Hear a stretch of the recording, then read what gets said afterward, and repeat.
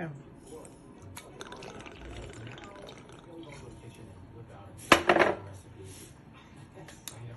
Welcome to Joe's Atmosphere. Cook your shrimp, please. All of a sudden, my shrimp pan is burning up like a smoke fest.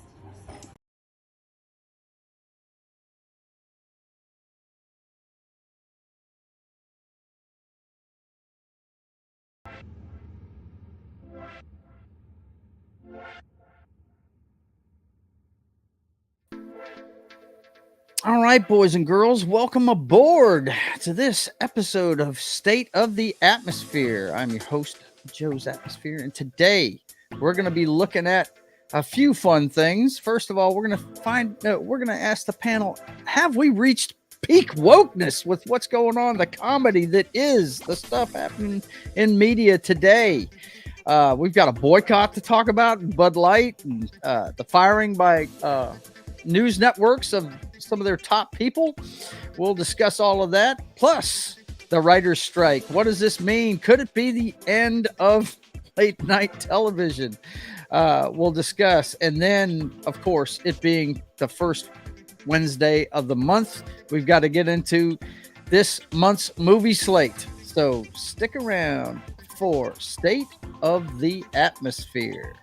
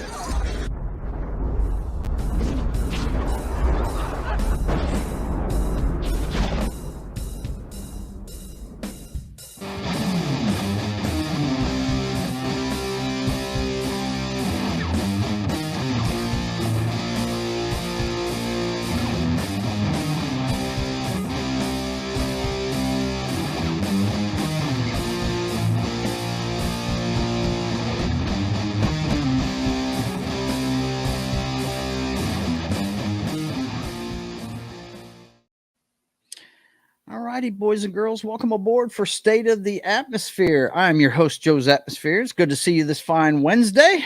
And of course, I've got a few friends along for the ride this week. First in today was Das Wolfen. What's going on, man? How you doing? No, I'm doing great. Hope you're doing well. I am doing pretty good, man. Pretty good. I forgot to put in the code for Rumble. I got to get used to that, man. I'm going to try and do it while we're sitting here and get it started, but I don't know if it's going to happen or not. I've never tried to do it in the middle of a stream, but we've also got aboard my good man, Knock. What's going on, man? No, nothing much. Getting ready for tomorrow. Yeah? It's the best holiday of the year. The best holiday of the year. Unofficial holiday. May the 4th be with you. I celebrated Sunday, my friend. Okay. I celebrated that's not early. May the 4th, but, you know. And it's not technically the 4th, but you know, I'm a busy person on Thursdays. You know, I got a show with my brother and everything. So I had to go see Return of the Jedi on Sunday. Yeah. And closest it was to me was 90 miles. I'm like, really? Yeah. Oh, that's a shame, man. That's a shame. Are you going to see it, buddy? No, I have no desire to go to a theater. Really? I'd rather sit home and watch it on my 60-inch yeah, TV. No. Yeah, that's the difference between you and me. I'd rather go to surround theater. sound and all that good stuff. It's not the same, man. It's not, but it's also cheaper. It is cheaper. Kicked up in the recliner watching my unspecialized versions because I have the original ripped from Laserdisc. Which is why you suck and we hate you. No, I'm just kidding. But yeah, it was fun to go see. That was, I haven't seen it in 40 years in the theater, man. It was really cool. Yeah. I mean, I wish it was the ones that you'll be watching. I really do. But it's just little things here and there. The part that really makes me cringe every time I see it's when Darth's saying no. Yeah. That drives me up the wall. It was much more effective when they didn't have that in there. You know what I mean? because it just came out of nowhere. Kind of, you could tell he was deliberating by his head movements, but yeah. I wrote a post on Facebook about that one, and I mean, I don't know if I've told you guys the story or not, but my aunt was in the Louisiana State National Guard, and she wanted me to come down and visit. And I said, well, you got to pick me up, because I had just graduated from high school. I was 17 years old, and I'd already signed up to join the Army, right? And I told her, I said, look, you got to pick me up on a Tuesday or Thursday if you want me to come down there. She goes, why? I said, because I'm going to be in line at a theater on Wednesday. That's just all there is to it, you know? And she said, okay, I'll pick you up on a Tuesday. She dropped me off in front of a theater in Metairie, one of their bigger theaters. Metairie's like, you know, every one of these major cities has got smaller sub townships around them. Well, it's around New Orleans, Metairie is.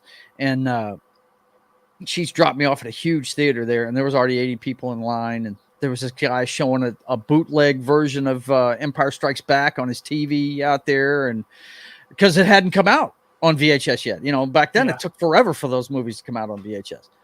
And they had a fountain machine set up. I mean, this is pre-internet. You couldn't order the tickets ahead of time. You had to be there, you know, to get the tickets and everything. And I'm sitting there, and I'm in Metairie, Louisiana. I'm on the other end of the state from where I live, and I hear somebody hollering my name. And I look up the front of the line. It's a bunch of dudes I went to friggin' leadership school right here at Barksdale Air Force Base with, that lived down there. And they, you know, and I had graduated as the top of my class in leadership school, so they all knew me, right? And I was like, wow, what are you guys doing, you know? And they called me up to the front of the line, and it was just the best movie experience I ever had. That's why to this day, I will always go to a movie if I really want to see something, instead of staying at home and watching it. Because I mean, every time one of the characters from the original trilogy came on the screen, you know, people blew up. You know, they were clapping and cheering when they saw their faces. You know, and when he grabbed the Emperor and threw him down that chasm, popcorn flew in the air and everything. People lost their minds, man. It was awesome. It was really great. When I was in line, I had a camp stool, one of those with the canvas in the middle, a 6-pack of Mountain Dew, and I had my big old AM/FM headphones sitting in line. Wow. That's cool, man. That's cool. I watched them on a little box and on VHS. That's when I first saw them. Yeah, well, you're younger than us, buddy. Yeah, but I tell you, the good old fatbacks. Yeah, right. Yeah, I've still got the box set packed away in my stuff back there. And I gave the box set to, which was all the originals, you know, the original cuts.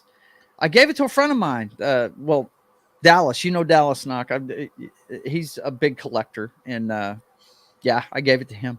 Let's see who's in the chat. Rural Wade Nation's here. He says, laugh out loud, Joe. I can't wait to go to a casino soon, taking $145 to gamble in cash. Laugh out loud. Well, don't make that a habit, buddy. I hope you end up doing pretty well, but our house doesn't gamble, man. Let's see. He's saying hi. Can't stay at work. Wanted to say hi. Good to see you, man. Good to see you. He's saying hi to you guys as well. So, but I enjoyed the movie. I mean, you know, I tell you what struck me about seeing it on a big screen again is how much. Whoops, sorry guys.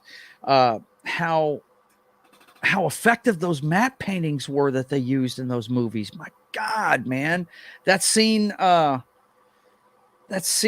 where Lando is talking to Han before he takes off, telling him he'll take care of the Millennium Falcon. I would love to have that painting of the Millennium Falcon. It looks so real, dude. It's friggin' the detail they put in those things was awesome. And if you, I'm sorry if I'm pulling the curtain back on the Wizard of Oz for you guys, but that's a painting. It's not actually a model. And that's a lost art form. Yeah, There's it is. not that many people that can do matte paintings like that anymore. there's a lot of. I remember the first time I had ever seen what they do with that was the glass painting they did for the. What was it when Obi-Wan was turning off the shield thing so they could get out, and it was this huge chasm, and it really he's just sitting there, about 1 foot off the ground on this thing, and it's a big painting, but it looks so friggin' real, man. It's freaking awesome. Of course, they it's painted on glass, and they turn on a light behind it for all the lighting that's in there. Really cool stuff, man. I don't know about you guys, but I collected I collect the art of Star Wars. That's one thing I like about when the Mandalorian episodes go off. They show you the artwork that they design the stuff off of. And I always like that stuff, Yeah. But I went Sunday, and it was a lot of fun, man. And I'm sure the Star Wars nerd is going to watch everything, right, Knock? The whole 9? The whole 9? What? No, Yeah, there's only 6. Right now, I'm currently. I'm telling you, John. I'm listening to that audio for the in between before I get the new Star Wars game. Yeah, I'm struggling with it. It's not written very well. It's like written by a millennial. I don't know, but I'm having a little trouble with it. So it's the writing's not very good in this one. I'm having a hard time getting it, but I'm gonna suffer through it. I'm like a quarter of the way in, so just to get the story, and then I'm gonna. So this is a component between the games. Is that what I'm hearing? It's a mission they novel. go on in between. Yeah, it's a book. Okay. But, this supposedly takes place in between the two games. So.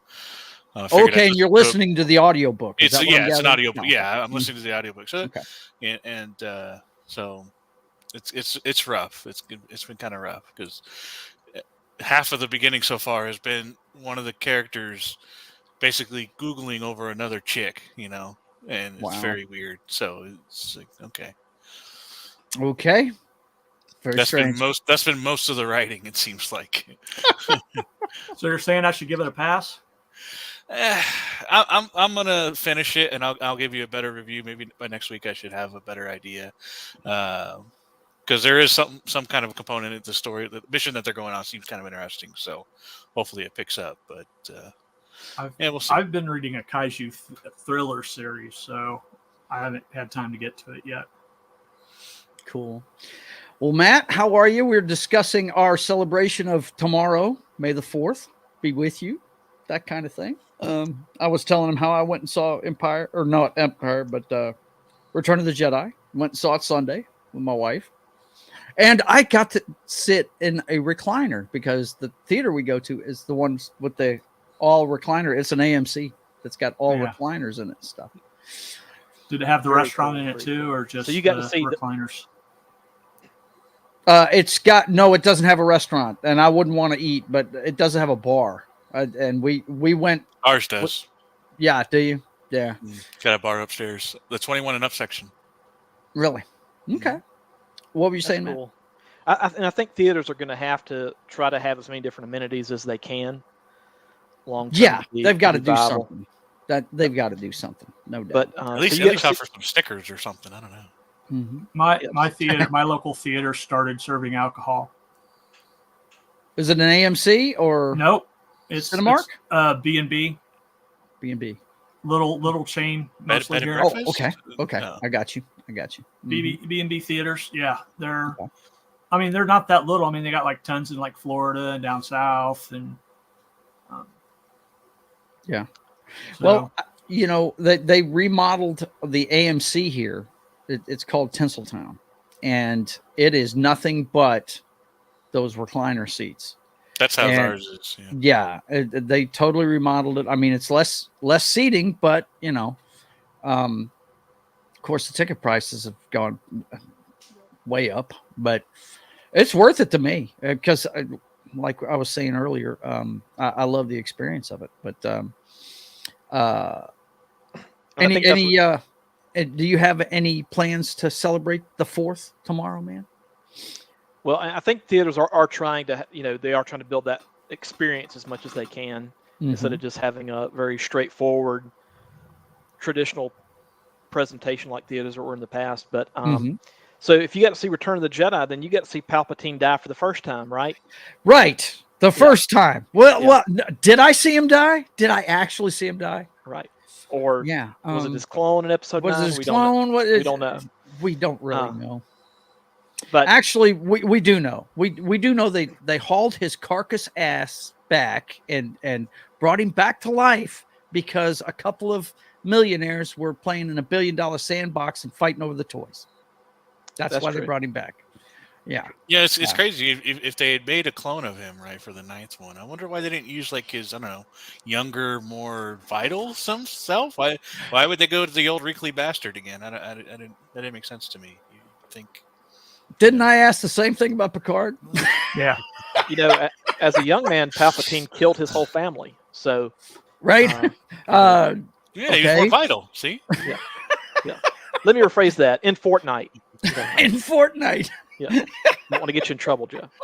You know, it's, on Fridays, for this last couple of weeks, on Fridays, I've been doing the at work. I've had the Star Wars music going on my phone, just kind of play, lowly, so it's not overbearing or anything like that. Just you can hear it if it's quiet, kind of deal. Mm-hmm. And it's just YouTube, just a shuffle of just random Star Wars songs in whatever order. Right. You get everything Star Wars, so Clone Wars to the movies to everything. And I think I'm gonna have to just do that tomorrow. Usually I do it on Fridays, but I'm gonna be doing it tomorrow too. Yeah, man. Plan. Well, I'll have to make sure to watch some Young Jedi Adventures. Oh yeah, because I am 4 years old. And, There you go. I'll have to watch some Visions Season 2, which is the other thing that comes out. Yes. Oh man, Visions Season 2. I haven't watched Visions 1. Is it worth a watch? Or it's okay. I didn't get into the Vision myself. It's kind of abstract. it's kind of an Elseworlds kind of thing, right? This is like the what if of Star Wars, right? It's like what if times 10. Like it's not even like what if turned into a story. Like this. So don't even consider any of this lore at all. Pretty right? much, yeah. I would say. What if combined with anime? Yeah, wow. Exactly. Yeah.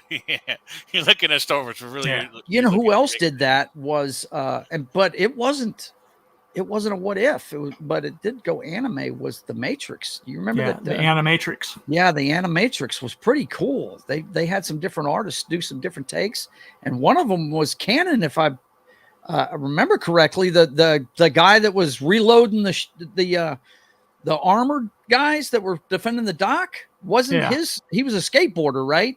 Wasn't how Neo got him out of the Matrix part of that story? I think it was. I don't remember. It's been a while since I saw it, but I think he was a skateboarder in the Matrix, and Neo is the one that got him out of it. But yeah. Anyway, May the 4th tomorrow. But I should have known that we were going to cover that. I should have known the Star Wars nerd amongst us. He's even got it written underneath his name that was going to mention it. So what was that, Matt? As we all know, the real Star Wars Day for us expanded universe people, that's May 25th. May 25th. Well, that's when the original Star Wars movie. That's when the original Star Wars entered theaters. Yeah. See, I didn't see it till June. It had been out for a while before. I didn't see it until like August. Yeah. I saw it. I didn't see it until a couple years later. A few years later, huh? Not? Yeah. But it's still great stuff. I think I can speak for the entire group. We're going to watch Ahsoka, and we're going to be reviewing that one. They just put out a release today about it that it's going to be 100% written by Dave Filoni, and each episode is going to be 60 minutes at least. Okay. Nice. All 8 episodes. Is that a concern after The Mandalorian this time around? I think every show from Star Wars is a concern if it's not 60 minutes. Really? Considering those damn things are like 30 minutes. It's ridiculous. Yeah. Hopefully they had it all written by the end of the day, Monday. Yeah, right? Yeah. Because if they didn't, it's going to be backed up. And I know how much you hate things getting backed up, buddy. And we're going to talk about that today. Matter of fact, that's a good transition. We'll go ahead and start with that one. We can do that. See, we can go in any order we want. And since my man Matt has brought it up, let's talk about the Writers Guild of America's strike. And my question on the thumbnail I came up with was, you see there, I have all the late night talk show hosts and SNL there with the logo for the union. But we also have our man James Gunn there is supporting it. Says he's going to stop writing Superman Legacy until they reach an agreement. So my question was this: is this the death knell for late night television? You know what I mean? Well, some people might say that it's already dead, but it's dead to me. I don't watch it anymore. I don't either. I really don't. I catch some Jimmy Kimmel just because when we do watch live television, it's usually the local news and the ABC affiliate's the one we watch. That's the one we like, So if we're going to bed and we turn off Sling or something else, whatever we're watching on a streaming service, Kimmel's usually on, you know what I mean? And I'm usually turning him off is usually when I see him. I usually turn the monologue. But want to clue you guys into some things first off. If you don't know, because you talked about Sling, quick distraction here. Yeah, I bit the bullet and I bought the Sunday NFL package and I subscribed to YouTube TV. You're kidding me. I did. How much is it going to run you a month, buddy? So YouTube TV is $77 a month. Okay. And then the NFL package before, was it June 6th or whatever, is $250. Gotcha. It's going to be $3 after that date, right? Yeah. Mm-hmm. $350. They're adding $100 to it. It's $100. Yeah, it's $100. If you don't get it by early June, it's like $350. Yep. Wow. That's exactly. crazy. And they promoted as such too. $100 off. Kind of. Hey man, that's your passion, and I wouldn't poo-poo anybody for the way they spend their money, but I'm not spending on that. I'll just get the results. The whole reason I wanted a smartphone in the first place was to be able to watch football on my phone. Right. Literally the only reason why I ever got a smartphone in the first place. It turned into something a little more later, but that's why I wanted a cell phone. And then by the time I got there, I got a good cell phone. Sprint had lost the NFL package to Verizon. Yep. And then when I had a choice to maybe go over to Verizon, they stopped doing unlimited data, and at that time, and so it was like, why switch to Verizon then? And then they got rid of it pretty much altogether, and now it's like it doesn't matter who I have as a provider now. And then it's only on DirecTV, so you have to have satellite or know someone that has satellite. And then one year I actually ended up using a buddy of mine's parents' account, and I paid the $250 for that season. And then I just used the cell phone because they had DirecTV. They had DirecTV, yeah. That's how much I wanted to watch football. Is I will pay the $250 and use somebody else's account and just have it, and they can use the TV portion and whatever. I don't care. Yeah, I'm just switching to Verizon I had Spectrum Mobile because you can only have Spectrum Mobile if you got Spectrum Internet. Well, I dropped it because I'm looking at switching from Spectrum Internet because they're putting fiber out front of my house, or they've put fiber out front of my house. So I can get 1 gig for $10 more than I'm paying for 500. That's good. That's great. So I'm like, yeah, I'll take the 1 gig. Hello. Hello. Dude, my neighborhood. Fiber. I mean, look, there's AT&T guys all over my neighborhood trying to sell high-speed internet right now because, look, for years I had damn near dial-up and I didn't even know it. It used to piss me off, man. Same with my parents had that. Yeah, they would not. It's just like half of my neighborhood, they would not spend the money to upgrade the internet for AT&T customers. People in the back of my neighborhood had it, and we didn't, where I'm living at, right? So we ended up going with Suddenlink, and they've been since bought out, but it was cheaper, and I could get. When she first ordered it, it was like a gig. I think I got a terabyte, and I think I've got 600 gigs is what I've got right now. And the AT&T guys come up and we're like, no, you wouldn't upgrade forever. And now they've upgraded the area. Now they have, and they're trying to sell us on. I'm like, no, I've already got something else. You forget it, man. You should have upgraded it when I asked you to. Too bad. Well, sorry. My sister, they out in the country where they are, all they got is this wireless Well, that's different. Rural areas, that's different. Yeah. I live in the suburbs. They should have done this years ago, and they didn't. Oh yeah. And now they're crying the blues because we won't buy it. And I'm like, I ass. remember. I think it was about, what was it, like 10 years ago when I lived in the suburbs and or not the townhouses, and I was like, hey, are we, that was when fiber was first coming out, and I was like, are we going to get that? And they're like, well, if you talk to your neighbors and get them to call. I was like, what the fuck? You want me to talk to the neighbors? Like, what?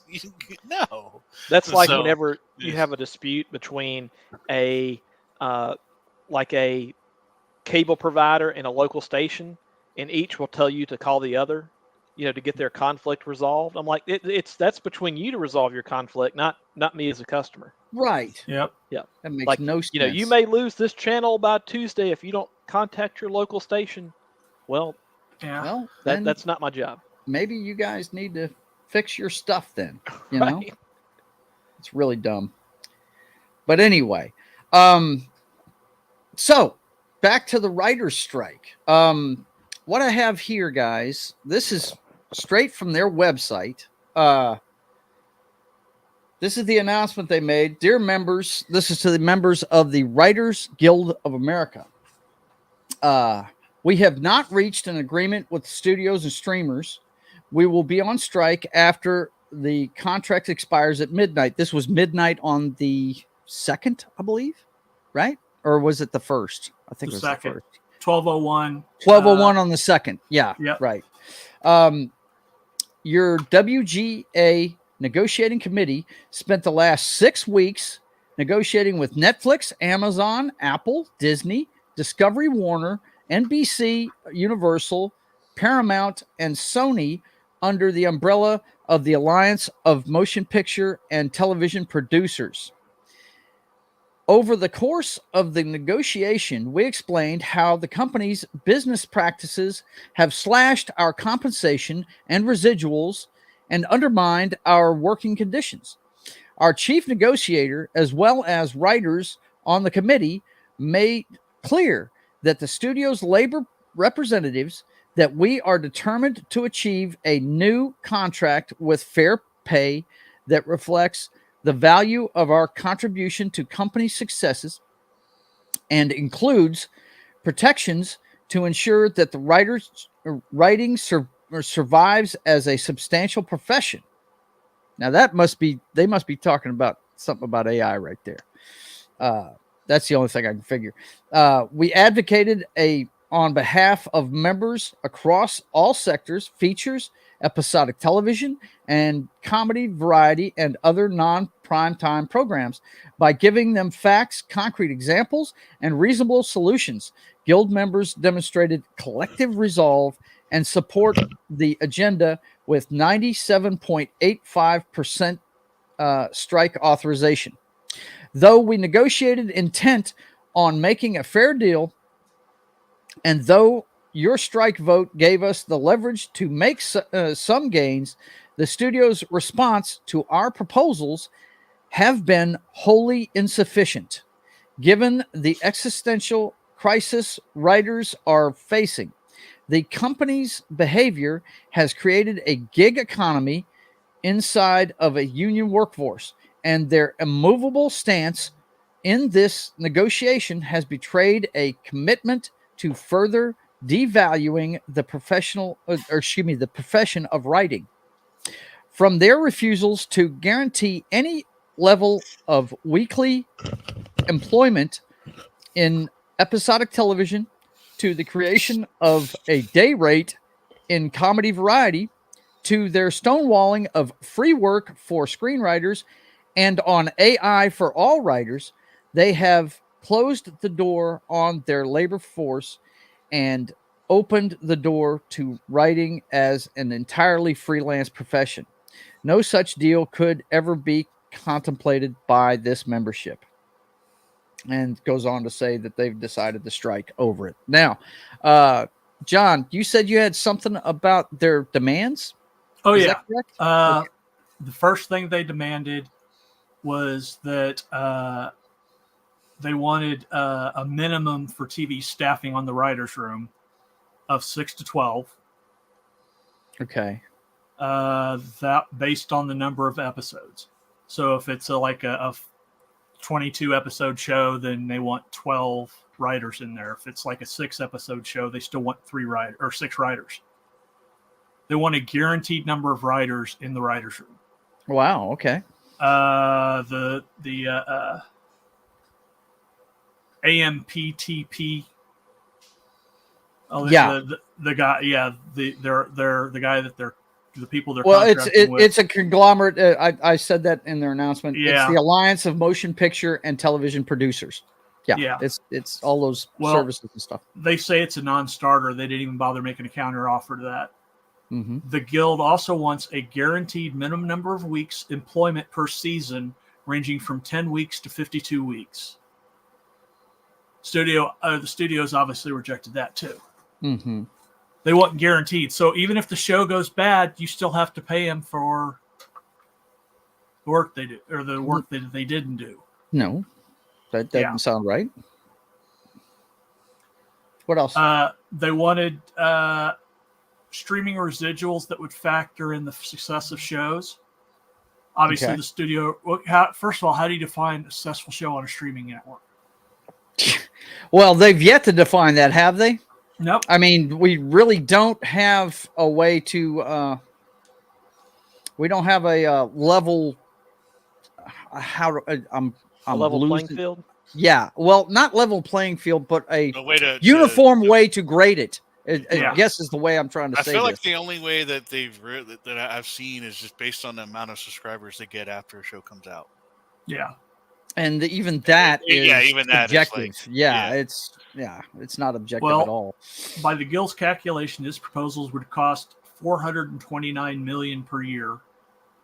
That's what they're asking for. The guild says the studio's counteroffers amounted to only $86 million per year. Wow. So there's a big divide there. Yeah.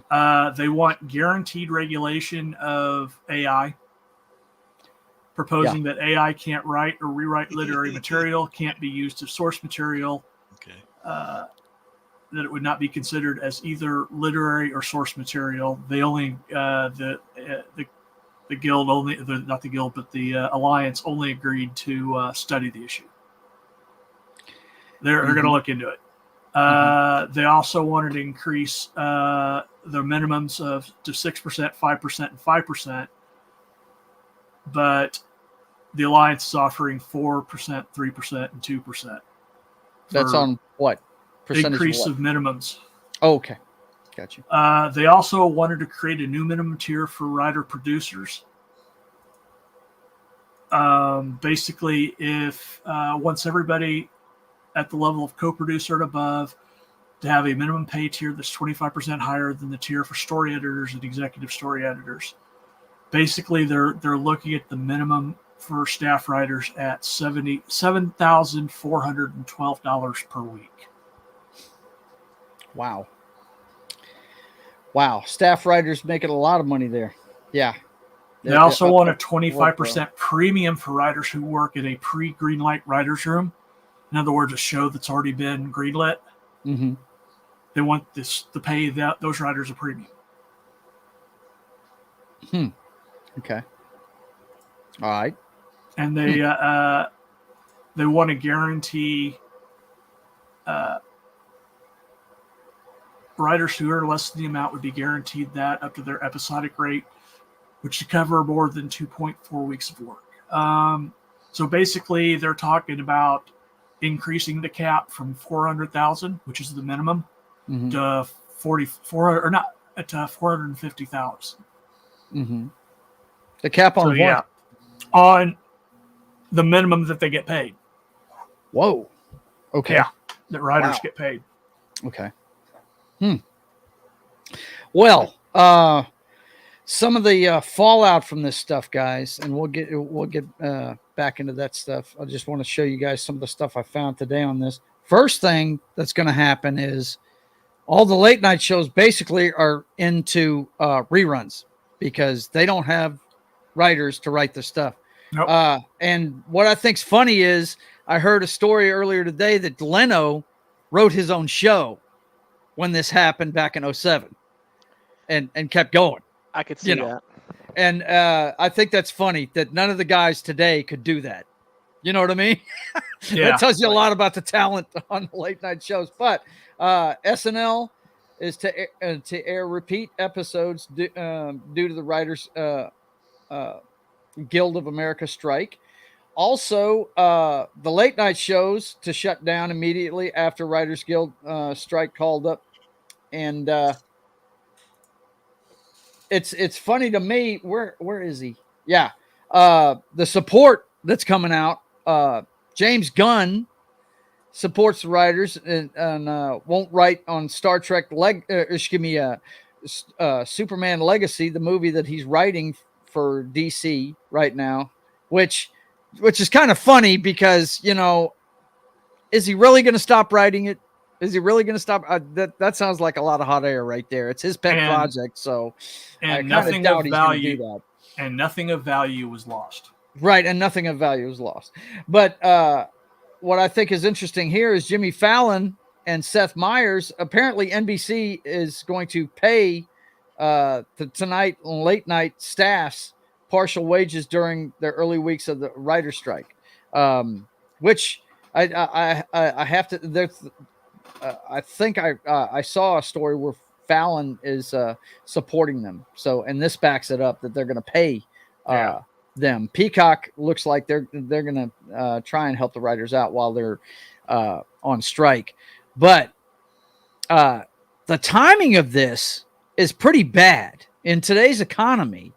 I don't know if you really want to go to Matt with Studios on this right now. You know what I mean? They're all of their streaming services are losing money, you know, basically.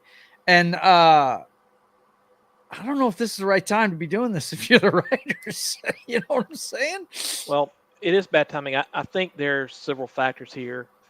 First of all, when I was a kid, anytime I would hear about a strike, I would immediately just say, well, that's stupid. Why would you do that? You know, you need to find another job in that case. Right. As I've gotten older, I've developed a more nuanced opinion on it in the sense that, like, if you are part of a union, if you are part of a guild, and, you know, there is something to be said for having solidarity to whatever the leadership wants to go with. And right. So I totally get where the writers are coming Especially from. since you vote those people into those leadership positions. I used to be in a manufacturing union, and that's how it works. I'm pretty sure that's how it works in their union too. They're voted into that office. So go ahead. But one thing that they need to realize is that sometimes when you F around, you do find out. You do find out, yes. And they're finding out right now. Mm-hmm. I think the writers are probably scared to death of AI, because there is nothing that will stop it. It will only become more invasive. Mm-hmm. And I do respect that they're trying to define really strict limits for it. Mm-hmm. I don't know how you do that, but they're doing the best they can. And Script Doctor was on a stream the other night, maybe a Midnight's Edge, where he talked about how, you know, it kind of gets into murky waters if you have AI do a first draft and then you go in there and rewrite it. Should you get a writing credit for that? Yeah. Yeah, I heard him talk about that. It was on. He was talking about that on Midnight's Edge today. That very thing. Okay. He said it's a tool a lot of them are using to get started. You know what I mean? Yep. So, yeah. Should you get a writing credit for that? Yep. We're in a brave new world as far as writers go, and I think the part of what the writer's mentality may be, hey, we got to get as much money as we can now. Mm-hmm. Yeah. Because if AI becomes more pervasive, there may be fewer of these writing jobs for us. Mm-hmm. I mean, people are going to be able to make entire movies through AI. There's already bizarre pizza commercials that have been made using AI only, that look like something out of a horror movie. Really? Not on purpose, but just because it's, you know, computer generated people. I think I saw that beer commercial. That was the same thing. It was completely constructed by AI, and it just looked wow. Was it a Bud Light commercial? Was it a Bud Light? I think it was. Well, it was a blue can. I know that. Yep. Did it involve a skinny individual energetically doing? We're not ready for that subject yet, but we're going to get into that one. Anyway, but I just feel like that it's bad timing. They eventually will come to an agreement, and that's the great thing about capitalism is that eventually Yes. each side will, they'll feel the pinch. Yep. They definitely will. Right now, there's a lot of people at the networks that are feeling the pinch, and now this is a group of people that don't need to be effing around and finding out, because as we established, I don't watch it anymore. The few that they have. Here's one thing that the NFL has found out. The NBA has found out. A lot of the sports leagues have found out. If you go woke and you piss off enough of your people, they're not coming back. Yep. You know what I mean? Just look at the box office totals now compared to pre-COVID. Whenever they shut the world down, there's some people that aren't going back to the theater. They've adapted. They've started watching stuff at home. Knock was just saying that he's not going to the theater to go see Return of the Jedi, even though it's probably one of his favorite movies, but he'd rather sit at home and watch it. Well, and different sports teams are taking hits. The Cincinnati Reds, I think, had their lowest attendance ever in a game last night or night before. So, I mean, it's all forms of entertainment have been taking a pretty big hit over the past 3 years. Right. And so they need to be smarter than ever and more cost effective than ever. So I totally get where the studios are coming from, because it does sound like the writers are asking for increases of things that are in excess of just increasing for the sake of inflation. Huge amounts, way above. There's no way the studios would say yes to any of that. What John just got done reading, but I understand, and I worked, like I said, I was a member of a union for 18 years in manufacturing, and every time that contract would be up, they did it in like 3 or 4 year cycles.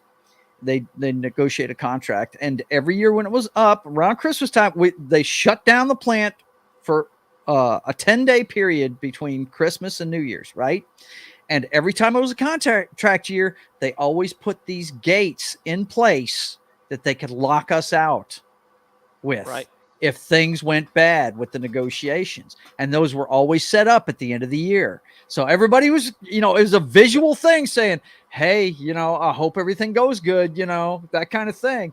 Yep. And I just don't know that because people, as we said, nobody's watching Saturday Night Live anymore. No. I mean, the best thing I've seen come out of there was that friggin' Mario Kart thing that Pedro Pascal did when he was on there. Yeah. That was fantastic. And that was a non-traditional sketch. But it was a film. It was a filmed one. I haven't watched it, and I used to watch it religiously. I mean, all the way through the Eddie Murphy years and stuff. I watched it religiously, and but I haven't watched it, a good decade on a regular basis. I stopped watching after the Mike Myers, Dana Carvey era. Yeah. That's probably when a lot of people jumped off of it. I think it's really common for people to be into SNL when they're teenagers. Yeah, because it's edgy. That's probably the most common time of your life where you like SNL, in terms of that's the cast you associate with, is whenever you're a teenager. Who was that cast? Yeah. Well, for me, it was the original guys. It was the not ready for primetime players. Right. And they all became famous, every last one of them. So I was fortunate enough to where when I was 9 or 10 years old, my dad would let me watch it. My mother was not so happy about that, but my dad was like, no big deal. So, I mean, I associate with that Dana Carvey, Adam Sandler, Phil Hartman group as much as anything else, even though that was I was a young kid at the time, relatively, for that show. Yeah. I still remember sketches where there was some stupid sketch that I found hilarious. And you probably didn't understand half the jokes being told. No. And you do now. And that's what's great about it. But it was one where they were on the beach, and I think it was maybe Adam Sandler's character that had an Audi belly button. Okay. It was a 3-inch long belly button. Yeah. And, there were all kind of jokes being had on that sketch. And I thought it was hilarious, and I probably didn't get half the jokes at the time. So things like that. But but now looking back on it, you can rewatch it now and really laugh at a lot of stuff that you didn't even know what the hell it was at the time, right? And we're talking about getting locked out at your factory, or potentially that have being in place. Mhm. You know, in the early 20th century, lockouts would often get really violent with Yep. with labor. There was people that got killed. Yeah. Oh my God. If those The early days of the labor movement. Oh my Yeah. God, man. Those You strike start breakers. that, and this is one of the things now. Since we're getting on the labor union thing, I was a member of a union, okay, but I thought some of their ways were a little bit outdated. For instance, seniority meant more than job performance in a lot of places, including manufacturing. And you know, I guess I could have understood that at one time, but man, I mean, I you know, sometimes when it came down to, you know, picking the right guy for the right for the job, it would just it you know, it seemed like sometimes we were getting not quite so good a person in charge, if you Right. understand what I'm saying. I think seniority should only be a tiebreaker. Yeah, it should be a tiebreaker. I think that too. But the union I was in, which was the glass industry, doesn't have a big union, so we're a part of the steel workers, U.S. Steel. Okay, and that was their mantra, man. That seniority over work performance, you know. But getting back to the writer's strike, I read their statement there, and I understand why, for cost savings, the producers union would want, or union, but their negotiating platform, whatever you call the acronym is, and whatever they're called. I just call them Alliance. Right. Yeah. The Alliance of Movie Television Producers, or whatever it is. I can understand them trying to make it a gig economy. Yeah. Because they're, how do I put this? They have had so many things put on them, especially, like, for instance, the Academy of Motion Picture Arts and Sciences this year. Those rules that they came up with go into effect, the diversity rules and things like that. And these guys, if they want to be considered for those awards, they're going to have to adhere to this. This is really a pendulum swinging moment, to see what's going to happen with these guys, because you know, we're seeing all over the place that people are getting fed up with this stuff. They're getting fed up with certain things. And where the diversity stuff comes into play that people don't think about is it's not just cast, it's crew. No, it's crew too. It's people behind the scenes, which includes that writer's room. Right. But if let's say I'm running a show, right? If I have a writer quit last minute or a key grip quit last minute, I don't want to have to go look through my roster and look at the races and sexes of everybody else in my production and have to calculate who I can bring in last minute to replace them. I need to bring in whoever I can get that day. Mm-hmm. And to me, that would be the biggest pain in the neck with the diversity rules, would be having to constantly check my percentages and that kind of thing. Right. Also, we live in a society that is more and more biracial. So who's to say what box someone is really in? So if you think about it, the diversity rules are archaic, even though they're new. Yeah, they're already out of date, you would say. Right. And they first announced them 2 years ago. Yeah. And this is the first year they're going to implement it. Well, that was all a backlash to the whole Jada Pinkett Smith stuff from 4 or 5 years ago. Right. The whole hashtag Oscars too white. Yeah.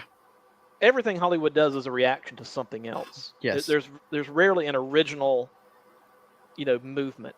Mm-hmm. I've heard people talk about how, with the whole Time's Up movement, that was J.J. Abrams' wife. I think it may have been Culture Casino that alerted me to that.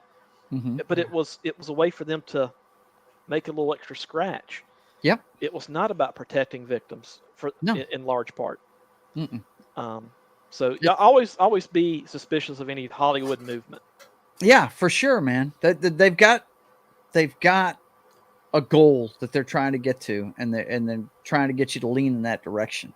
As far as this goes, there's no winners on either side. But what I was going to say about what they're asking for. Usually in a negotiation, you ask for more than you want. But it sounds like, to me, John, they're asking for the moon and going to whittle down from the only there. thing missing is everybody gets a Lamborghini and a 18-karat gold toilet.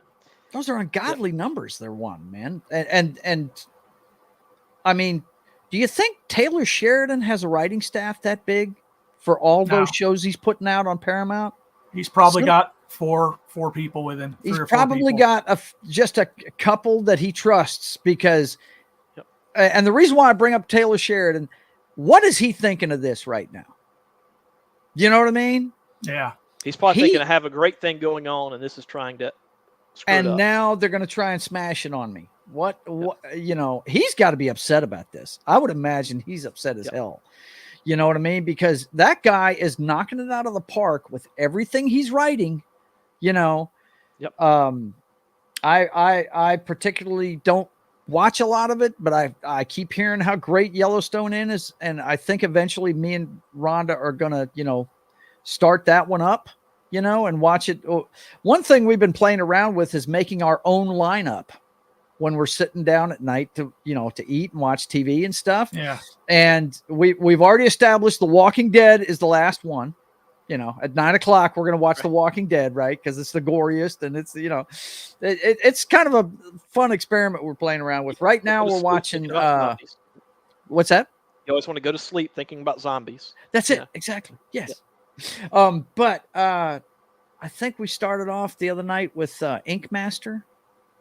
And we just got done revisiting True Blood, but you know, we're watching stuff we like, but we're also considering some of the stuff that we've been hearing about. You know what I mean? And Yellowstone, I mean, I'm not much into westerns these days. I like the older westerns myself, but I hear this one's great. I don't watch it myself, but you know, I hear this guy is knocking everything out of the park that he's making. I've heard good stuff about the Stallone series, you know, the Tulsa King one, the one Jeremy Renner is Mayor of Kingstown. That's got a couple of seasons under its belt, doesn't it? 2. Yeah. And I hear that one's good. And what else has he got on his slate? I think he had another one in the works too. But anyway, he had like 1920, the prequel shows for like 1920. Right. These are they're spinoffs of Yellowstone. Yeah. But that guy, he was positioning himself to be able to do whatever the hell he wanted and write his own ticket. Yep. Now these guys are about to put rules on him if they get this negotiated out, where, you know, he's going to have caps and all this. He's got to hate that, you know. Yeah. Well, everything Taylor Sheridan touches turns to gold, right? Yeah. Yep. Mm-hmm. And the further apart they are, the longer it's going to take to resolve. Yeah. He could write the phone book and put it in a movie and put it in a show, and it would, you know, it would be a top, people would top watch 10 it, show. right? Yeah. So what is a guy like that thinking? What is a guy like that who has got the world as his oyster? He's put in all this work, you know, and everybody's singing his praises. And now, does he stick with his guys? Does he cross the picket line and write? You know, what do you do if you're that guy? What about all the crew? Not the writers, not the actors, not the producers, the crew. What are, they don't think about that. And they're supposed to be like the union that the crew's all in is supposed to work with the other unions, but they, you know. Mm-hmm. Yep. My daughter is one of those people. She works in locations for right now. Her production crew is working on a show for Peacock. It's about the satanic panic of the 70s. I can't remember the name of it off the top of my head. The Taylor Sheridan Network. That's do what? Actually, that's Paramount. Paramount's the Paramount. Sheridan Network. No, we're talking Peacock here. Yeah. I've got to call her and find out what the effect of this is. Are they going to shoot what they've got, and then are they going to be out of work? What is the deal? I mean, stuff has been written up to this point already, right? And I'm sure they can keep shooting this stuff, or can they? I don't really even know what it is. I would think they could shoot what they've got, but I'm not sure on the rules.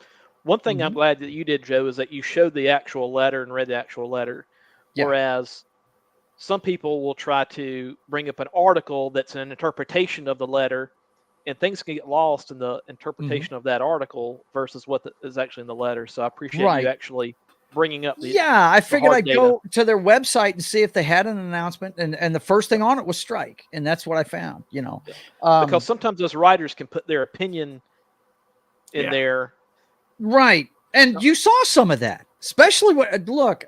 It's obvious they're threatened by AI. It's obvious in that statement right there that they're feel threatened by AI. They really do. And I've seen this debated in several places. Das Wolfen and I have a mutual friend that works for Pop Culture Minefield named Martin, and we've had the argument about AI art before, and he is totally against it. That guy right there can't stand the fact that they let that stuff get out. He thinks that artists are just going to be replaced. Me, on the other hand, I view it as a tool. The AI art cannot do what I do. It can't do what I do. It's going to keep getting better. Yes, I understand that. But it's not going to be able to do the things I can do. Okay? Because it's a computer program. All it can do is copy what I'm doing. That's all it can do. That's the best it can do. We have to make sure that we have actual original art created by human beings happening. Otherwise, what will happen with AI art is it'll be like the movie Multiplicity with Michael Keaton. Every copy gets a little dumber than the copy before it. Gets a little dumber than the copy before. And before you know it, we are in, well, a lot of people think we're in idiocracy already. So, but let's hope it doesn't get to that pitch. But I'm going to have to, I've said it before, and I'm going to have to stick with it until I get proven wrong. It's just a tool. I mean, I just think it's a tool. And I think it enables people like myself who don't have a lot of money. It's a way for us to have a tool that we can use to help get our stuff and make it better. You know what I mean? I would never take all I would take is ideas from it. You understand what I'm saying? Right. I would never sit there and copy a piece of AI art and just make changes to that in Photoshop. Never do that. That makes no sense to me. It's dumb. And like I said, it's going to get better, but I can tell a piece of AI art when I see it. I can tell it from a mile away. I can see it. Until recently, it was the fingers. Right. That was an easy clue off. But even with that, even when they're good, I can tell it's AI art. You can see the lack of a soul in the art. Pretty much. I mean, pretty much. I don't know how else to phrase it. How much bigger can you make boobs? I don't think, an artist would make them look normal. You know what I'm saying? You're saying a lot of these ladies. When you type in huge boobs, the AI art's going to give you that exactly what you wrote. You know what I'm saying? You're saying a lot of these AI ladies would have lower back pain.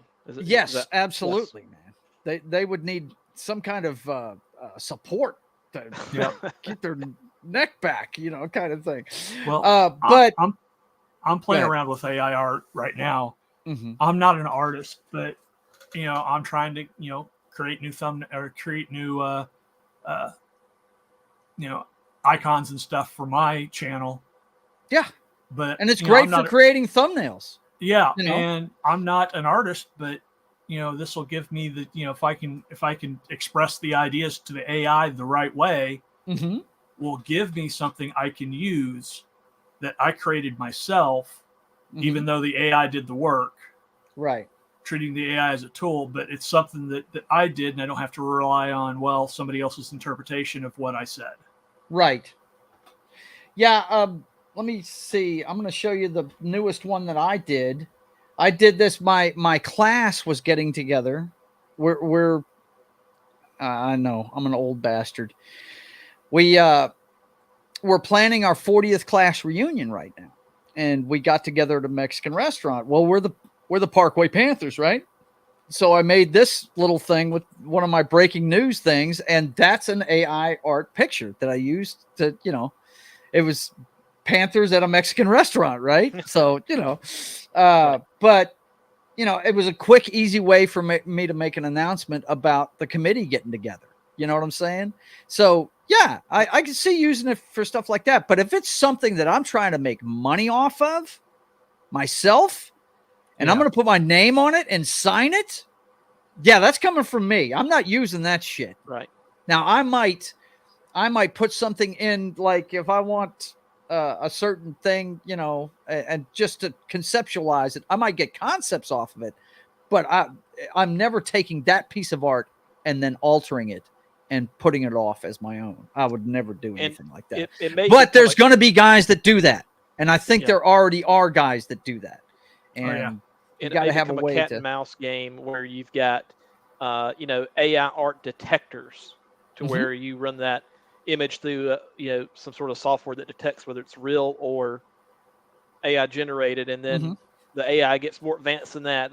Then the detection software gets more advanced than that. It could become that kind of arms race as well. Yeah. There's always a counterpoint to whatever is going on.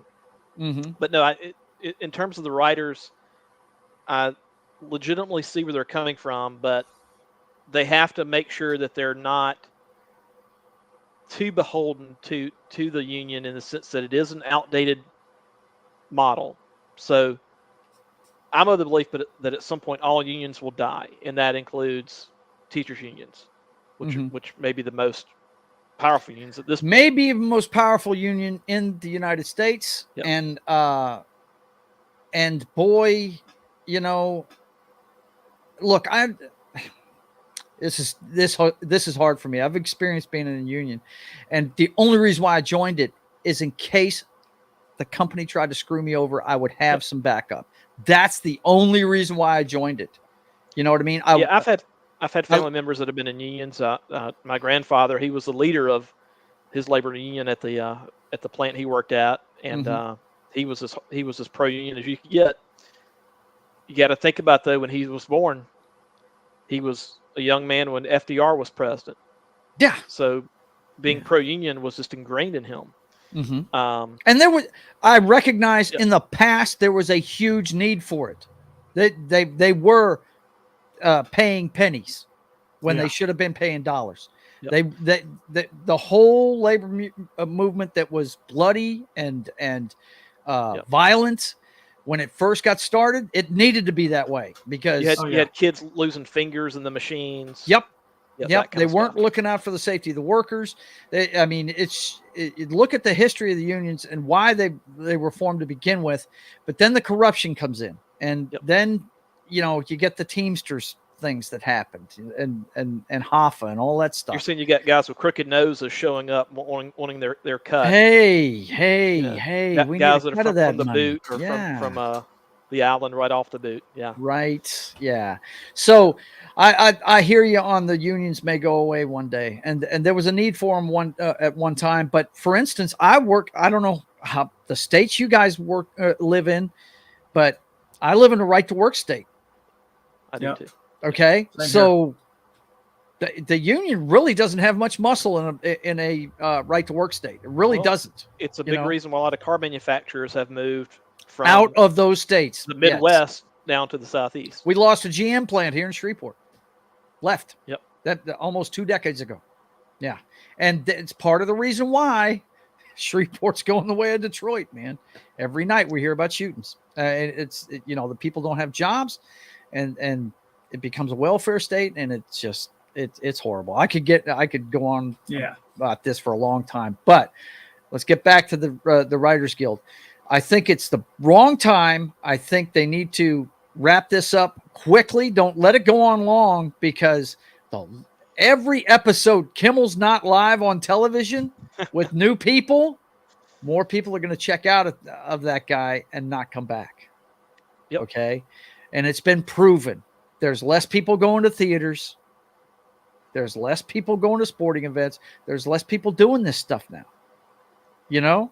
And look, this is the wrong economy to be doing it in too. Yeah. The Fed just upped the rate 0.25% again today.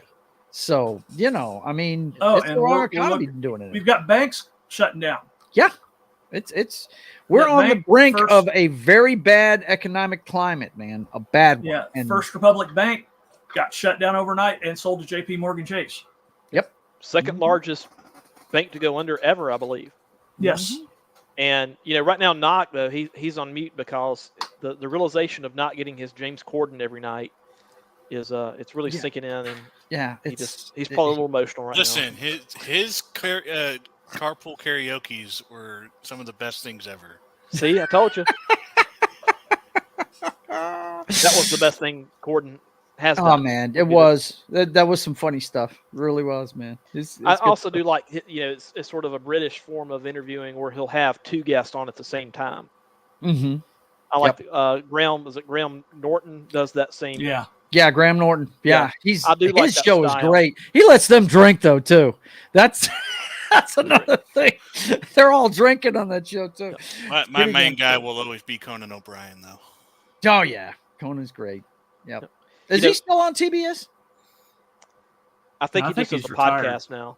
Oh, is he? Okay. Yeah. Conan O'Brien, he said that he took one of those, 23andMe or Ancestry type DNA test, and it turns out he was 100% Irish. And some genealogist or some expert in the field said, Conan, that's like very rare to be 100% anything. Like we're all a mixture pretty much. Something. Yeah.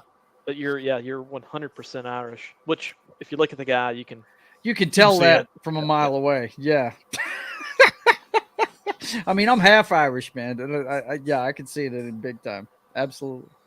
All right. Well, let's look, Writers Guild. I understand you're trying to get some stuff done, but man, make it happen fast, dude. Get to work.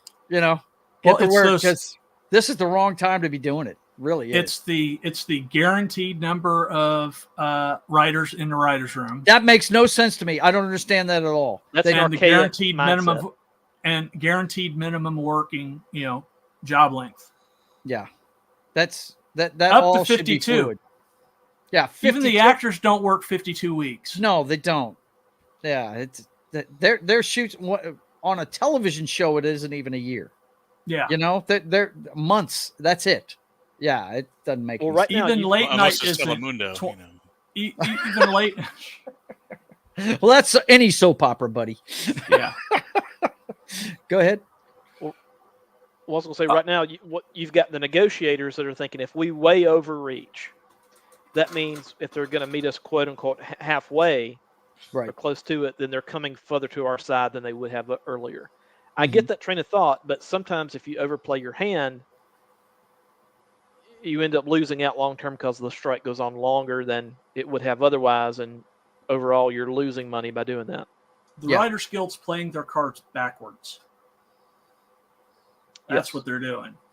They're showing their entire hand. This is what we want. We're not, we don't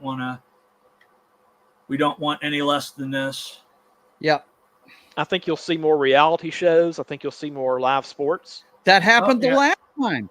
There was a strike. I remember this. They started that's when the reality shows were off the chain. They started a bunch of them. It's like whenever you had in 2020, when you had the global crisis, you had ESPN showing cornhole. You had ESPN show axe throwing. Yeah. Pickleball? Pickleball. Yeah. Yep.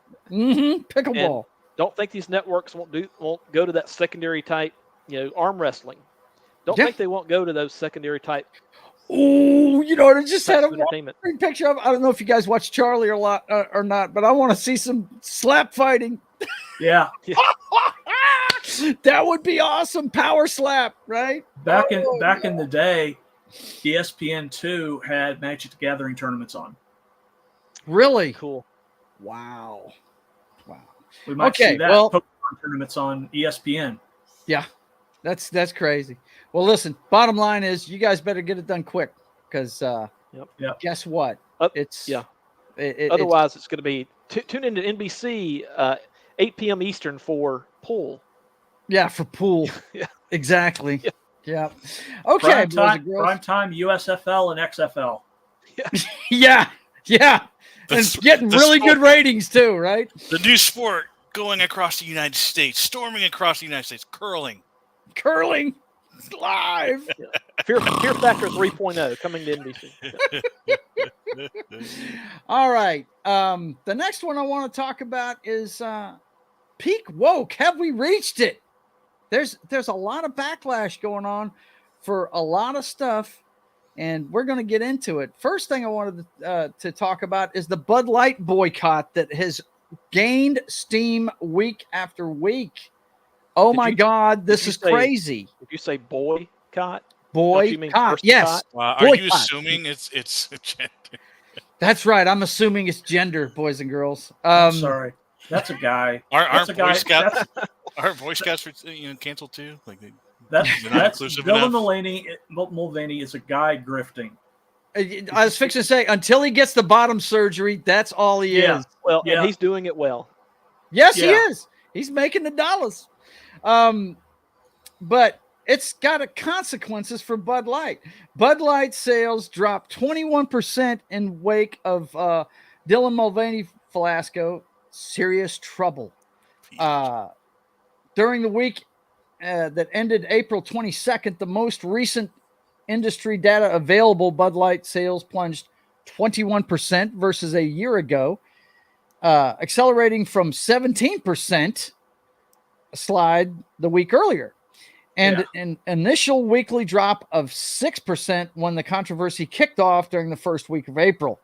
Meanwhile, beer volumes, the number of cases sold, whether it be 12, 18, or 24 cans, dropped an even steeper 26% last week versus 21% drop a week earlier, and an initial drop of 11% according to the data.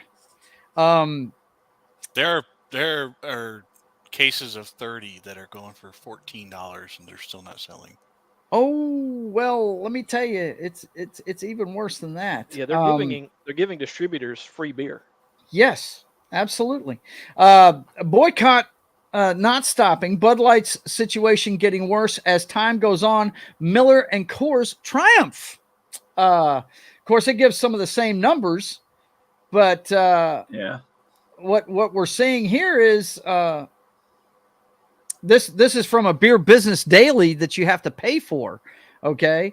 It says the report noted that beer drinkers are not giving up beer, just Bud Light. Coors Light sales were up 13.3% over 2022 in the third week of April, and Miller Lite sales rose 13.6%. So their competition's getting a boost from this boycott.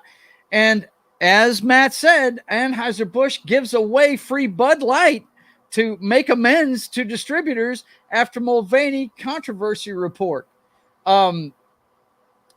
It's just getting worse and worse for these guys. Now, I have to play this for you because I thought it was fantastic when I first saw it, and I want you guys to see this. This is what Joe Rogan's buddy, what is my man's name? I'll have to look it up real fast. Let's see. His name is Jim Brewer. He's another comedian. Jim but Brewer. You guys have got to hear this. This is what Jim Brewer's take on what was going on at Bud Light. And it's just so damn funny. What a perfect name for this subject. Right? Perfect name for this segment right here. You need to hear his metal stuff because he does Really? Yeah, he does some musical metal stuff that's funny. Oh man. He does the best AC/DC. Oh yeah. Really? Yeah. Okay. Well, check this out. This was on the Joe Rogan podcast a couple days ago. You can say that we want other people, like America's freedom, and the freedom to be whoever you want. If you want to be a woman for day 368, that's your freedom too. But if you're doing that and trying to change who buys the company and dismiss all the other people who buy the beer from the company, that's so dumb. That's such a silly move. That's what I'm saying. It's so weird to me. I instantly always see mob hits. Yeah. I see a mob hit just walking in like, your company's done. What do you mean? Fucking done. What do you mean? Bang, bang, bang. Everyone's fucking out. Put on the thing that's going to get rid of their crowd. You don't think you're fucked? You'll never kill us. Oh, really? Let's rodeo tape. Oh, you mean like someone did it to try to kill Bud Light? Dude, they're fucked. What a great hit. That would be amazing if someone snuck in and did that to them. Someone came in there. You know, it's interesting that I had no idea Hang where on. to get a gift. I just don't know what to Get rid of do. this. So I went Okay. to one. of I the didn't know what to do stores. either. Oh man. it's interesting that Jim Brewer would talk about a mob hit, considering he played Joe Pesci on SNL. Right. And Yeah. it was Joe Pesci and Goodfellas that you know that moment when Joe Pesci walks into the room and there's no one in there. Right. He Yeah. knows. Yeah. I know the He one you're knows. talking about. Yeah. Yeah. Goodfellas. Yeah. Oh, shit. And there's plastic on the floor. Right. Oh, shit. Yeah. He knew what was up. Yeah. But yeah, he didn't tell that joke very well, but what he was trying to say was it's industrial espionage. Somebody went in there with the clear purpose of destroying the brand. That VP lady went in there and was like, "We're going to bring inclusivity." Who has here. since been given. And they're really working for Modelo and number Right. 2, and so it's. It's I a would mob love to, hit. I would love Man. to see that like come to fruition or like come to light, and then it turns into a movie. Like that Right. has movie written all over it. Well, I was watching Midnight's Edge the other day. I watched Willem them quite a Dafoe bit. can play Dylan Mulvaney. Right. Mulvaney. Who? William Dafoe. William Dafoe. Yeah. No shit. Or Tom Holland. Well, here's the other thing. There's also the verisimilitude. I think that's how you say that. Of the whole thing. Dylan Mulvaney, him drinking a Bud Light it's not plausible. Like he would never do that in real life. No, he wouldn't. No, These people drink wine. They don't drink beer. Or You he may wanna not talk drink at about- all. We don't. I mean, Yeah. And the other thing is, and not to get too far off the subject, but he's been involved with Maybelline, and I can't help but and other stuff. I can't help but think of the famous Maybelline tagline. Maybe it's Maybelline. Maybe it's a guy. Maybe it's a girl. Maybe she's born with it. Maybe it's Maybe she's Maybelline. born with- I mean, come on. I mean, they walked right into that one. Oh, Yeah, definitely born no, with we're it. not getting off subject here at all, Yeah. man. I tell you, it's just I saw. I can't remember who the panel member was. It might have been Script Doctor on Midnight's Edge said that what's going on with Budweiser right now is going to be taught in colleges one day for what not to do. For what not to do with a business, you know what I mean? Yeah. That they're going to be teaching this in college. Well, I think mean- the whole goal with it was to have like a very small, targeted ad campaign to where they were just targeting to that group of people. To that group of people, but boy, did it blow up in their But it's face. 2023, you can't keep anything tightly bound. No, there is Especially in this day and age. Yeah. It's Yeah. just no, there is no hiding from it. You did that. You actually endorsed that. You sent that can to him. Yeah, you didn't plan on making these cans mass produced and send them out, but you sent it to him. There's picture proof of it. I mean, come on, bro. What are you doing? And Yeah, of course, the VP that made this happen has been put on leave, basically fired. And I think her boss got fired too. I think. Yep. oh yeah. Pretty sure. And then But got none of replaced it's by a gonna- man. That's crazy. It just Oh no.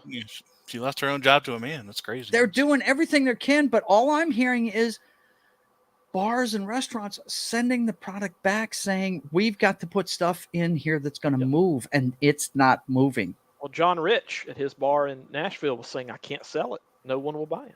No one will buy it. And There's- You know what's bad? When a country music star that had Bud Light in the lyrics of his song changes the lyrics of his song when he's singing it live. Yep. Oh, I'm sorry, John. Go ahead. I was going to say, they sold a lot of Bud Light at the draft. Mhm. They were the only beer at the draft. Wow. You had no Wow. Wow. Did they at least have it on draft? Sorry. No, it was all. Yeah, that's funny. Yeah. No, it was all the choice. aluminum Did cans. they That's all question they if it was had. beer or not? Right? Oh, man. I wonder how many people just didn't drink that day. there's a lot of because they had free water. Wow. As long as you had, because you were supposed to bring a clear water bottle. Okay. A clear plastic water bottle. They allowed that in, and Yeah. I didn't pay for anything drinking wise. I just went to the hydration station and filled it up every time. Yeah. Well, it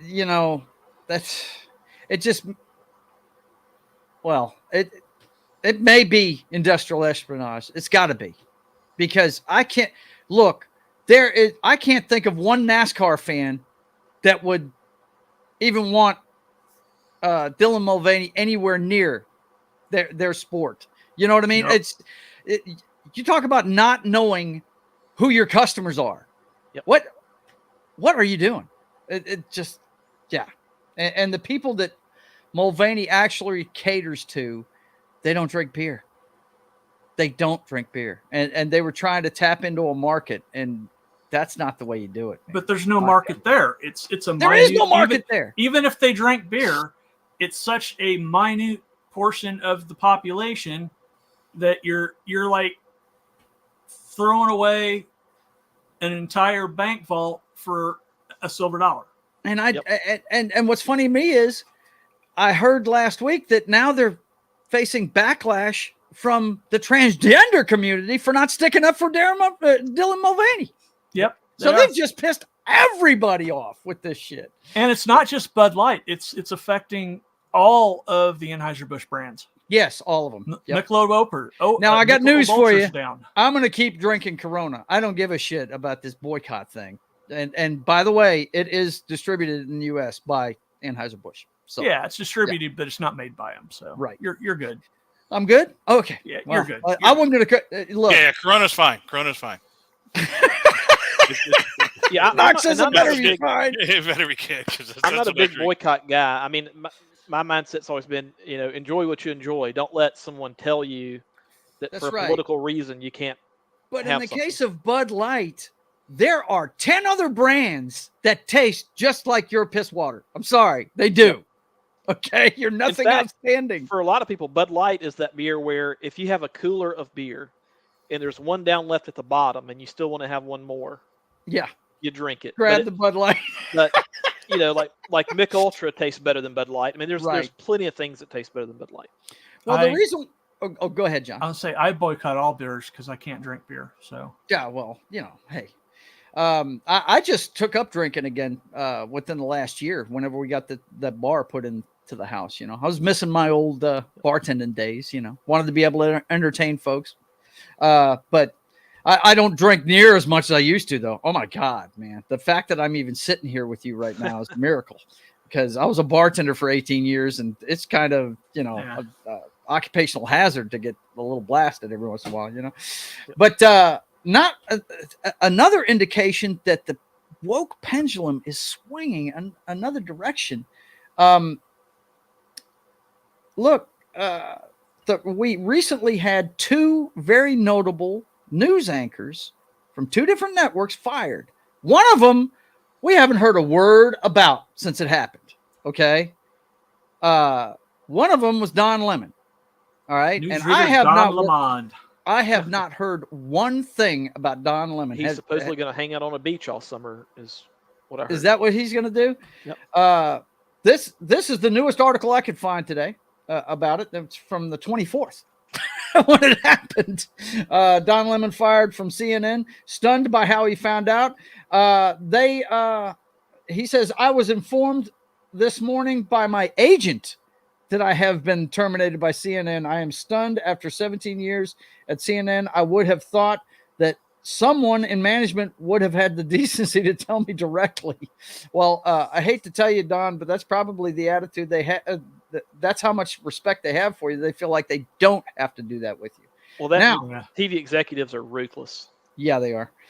The other one, though, Fox News is bleeding viewers at 8 p.m.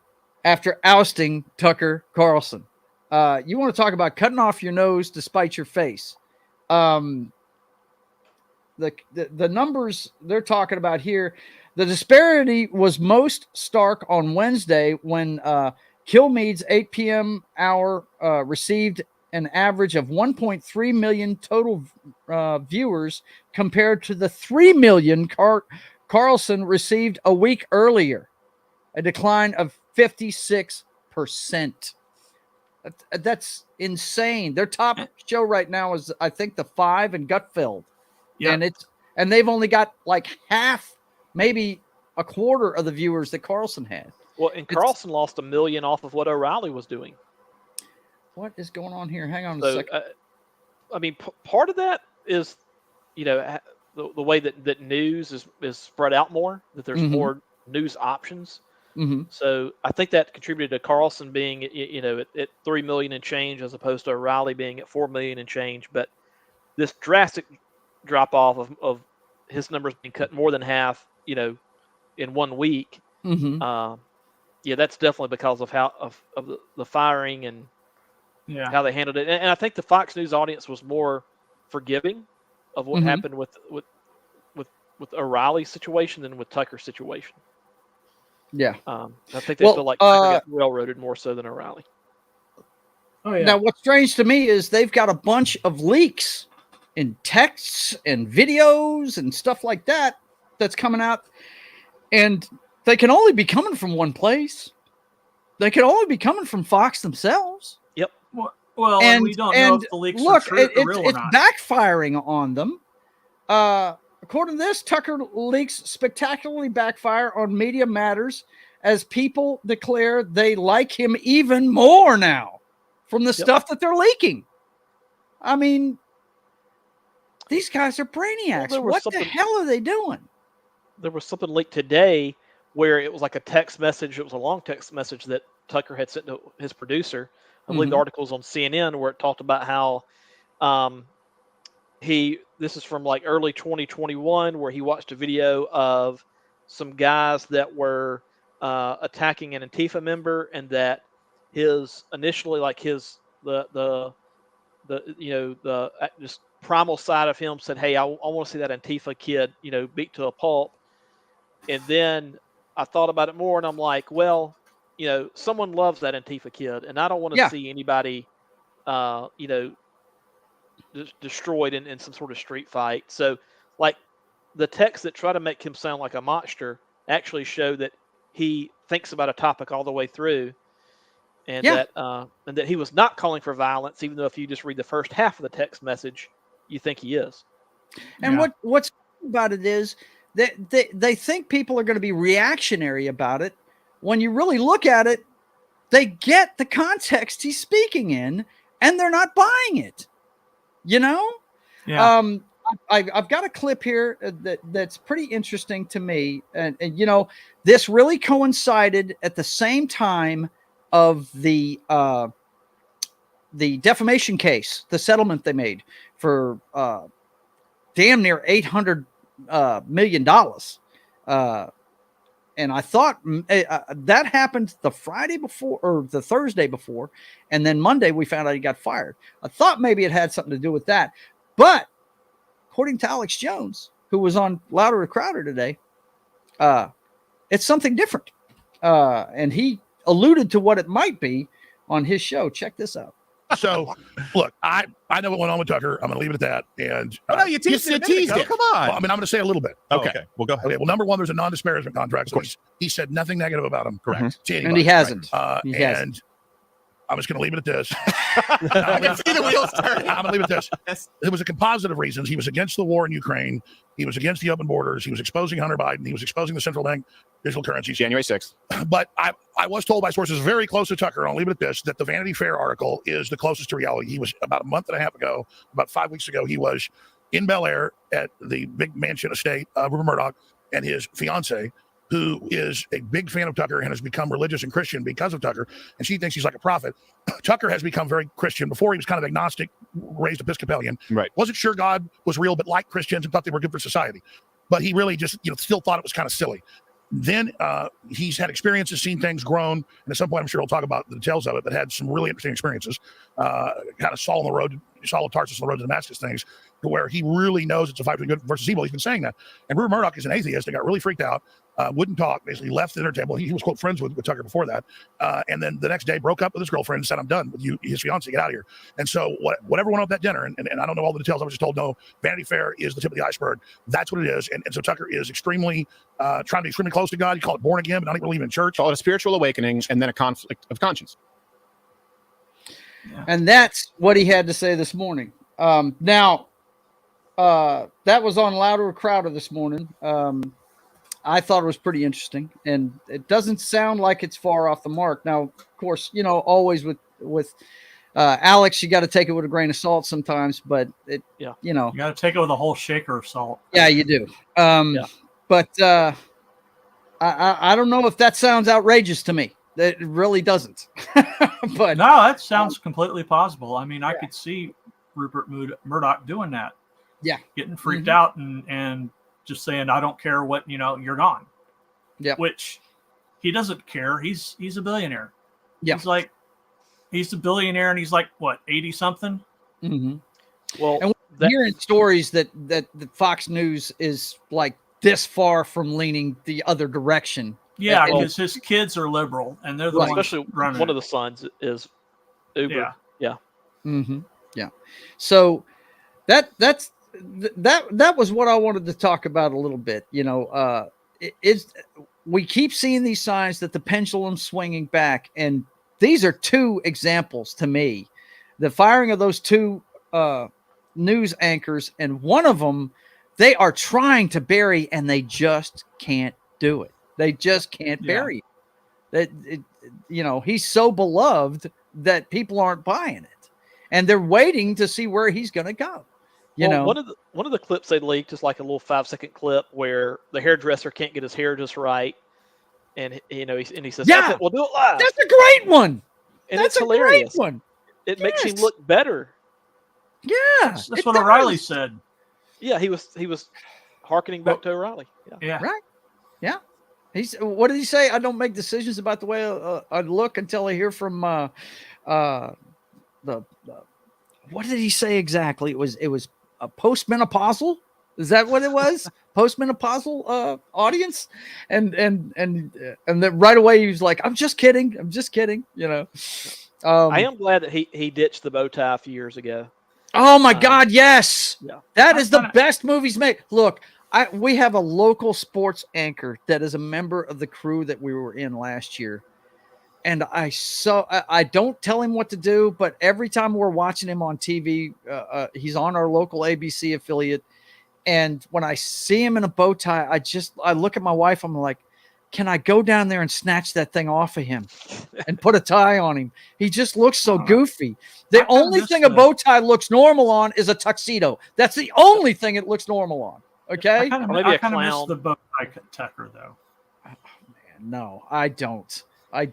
He was more smarmy when he had the bow tie. Yeah, I like swarmy.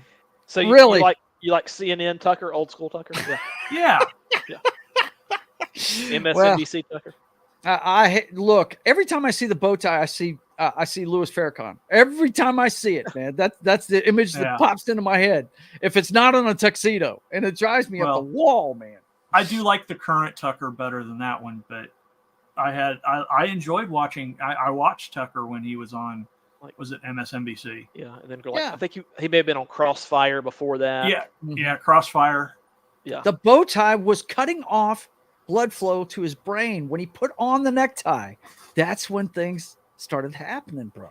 I will be interested to see who they go with long term to replace him. Right now, the interim host is going to be Lawrence Jones, who's only like 30 years old. And it feels like he's been on Fox News for like 10 years, but he's only 30 years old. Yeah. And I don't know. To me, he doesn't have a big enough name to be the long-term guy in that prime spot. Yeah. So I think they're probably looking for a bigger name, more established name. It wouldn't surprise me a bit if they move Gutfeld down there. I think that's possible, but I think Gutfeld works better at his time slot. Yeah. Gutfeld is part of the reason why people aren't watching late night TV anymore. Yeah, they're watching him. They're watching him. Yeah. And I think Hannity needs to stay at his time slot too, because I want to say whenever O'Reilly left, they tried to move Hannity up to that. What does that guy think of what's going on? because you know he got a lot of carryover from Tucker's show. He tries to be a good soldier. Yeah, but and tries not to rip. Man, you know, behind the scenes, he's got to be some kind of pissed because I'm sure his show's suffering from it. Oh yeah, you know what I mean? Fox News is. Yeah, I mean, you know, there was a rivalry there between Hannity and O'Reilly when they were on together for like 20 years. Yeah. They were very rarely would you ever see them together. Like in 20 years, they were on camera together maybe once or twice. They did not care for each other. Yeah. But I thought I O'Reilly don't think that's the same case here. I don't think go ahead. Sorry, I thought the end of O'Reilly they had Hannity on to talk about what's on the next show on his show. They may have. I'm talking about. They may have done like a 30-second toss over, but like you never really saw them. They weren't guests on each other's show. They weren't guests on each other's shows. They never really went out of their way to promote each other. You know, since O'Reilly left Fox News, I think they've reconciled. But I think they were rivals, is what it boiled down to. Look, all I can say is this: Fox.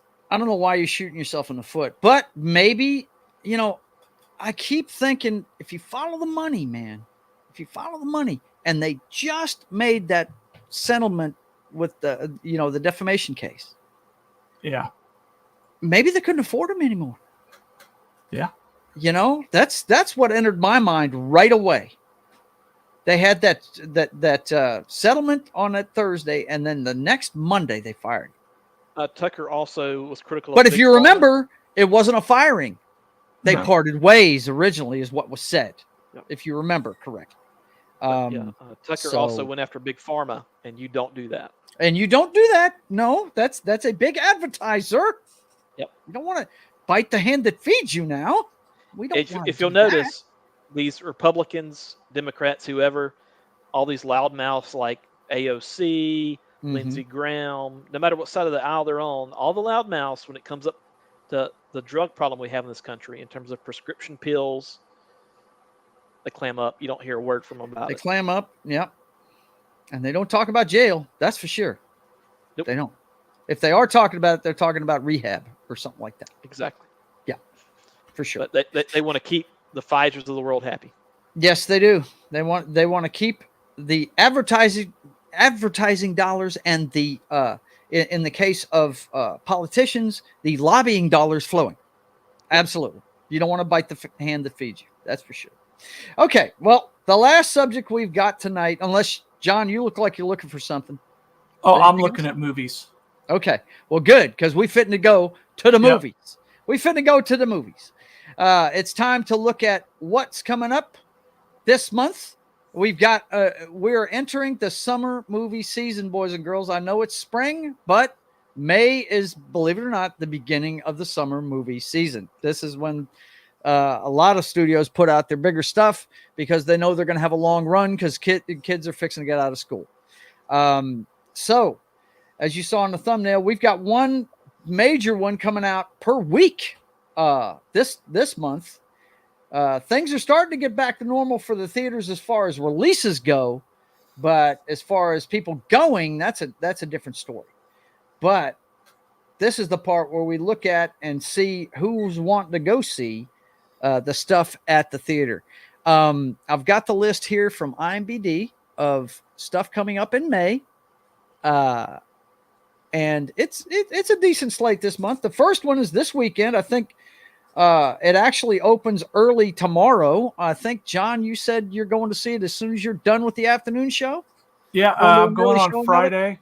I'm going on Friday at 3:30. So as soon as that show's done, I'm out the door. We've got Guardians of the Galaxy, Volume 3. And I'm not going to play the trailer or anything. I'm sure everybody that wants to see the trailer has seen it. But, this one right here, boys and girls, for a couple of reasons, I think it's safe to say if you're a crier, you better take the Kleenex with you because I don't think they're all making it out of this one. No. It's the final Guardians of the Galaxy movie of this type because we know, and we were just talking about earlier, that James Gunn is in charge of DC now. This is the last one that he's making. So the Guardians, as we know it, are going to be done this time around. I'm actually, this one I'm looking forward to seeing because I like both of the other ones. My brother is a huge fan. I guarantee you he's probably going to see it first thing Friday. He has to work during the day and he has a long commute. So he won't be going to any early show tomorrow, but he's definitely going Friday. I can tell you that. He's definitely going for dinner on Friday. They do the dinner in the movie thing. Knock, are you planning on going to see this one, brother? I was thinking of doing it Sunday morning. Yeah, that's when I'm going Sunday. That's the first day I'd have available to go. Same reason I went and saw Return on Sunday. That's the day that me and Rhonda can actually make a movie. Matt, you planning on going to see this one? I'm 50-50. I may go see it. And one thing that may drive me to see it is I am a Disney Plus subscriber. So the past 2 or 3 movies, I've waited until they came out on Disney Plus, the Marvel movies. But, Ant-Man, it came out 3 months ago almost.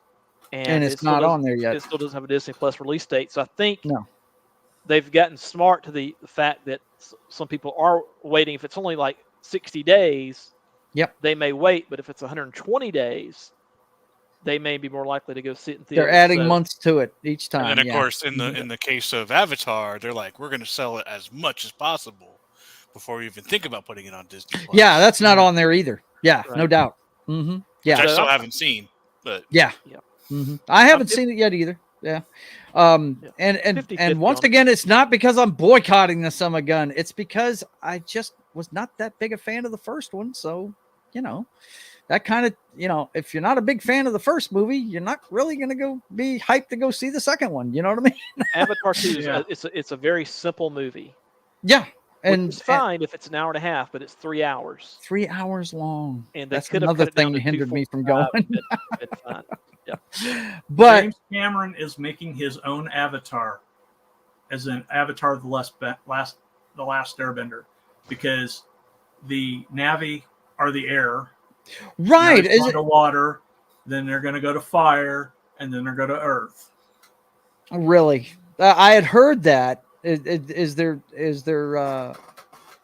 That's been confirmed. That's what he's planning. No, it hasn't been confirmed, but that's what. Look at it. Seems to be what it is. Yeah. Yeah. Because they were flying around in the first one, no doubt about it. They definitely were.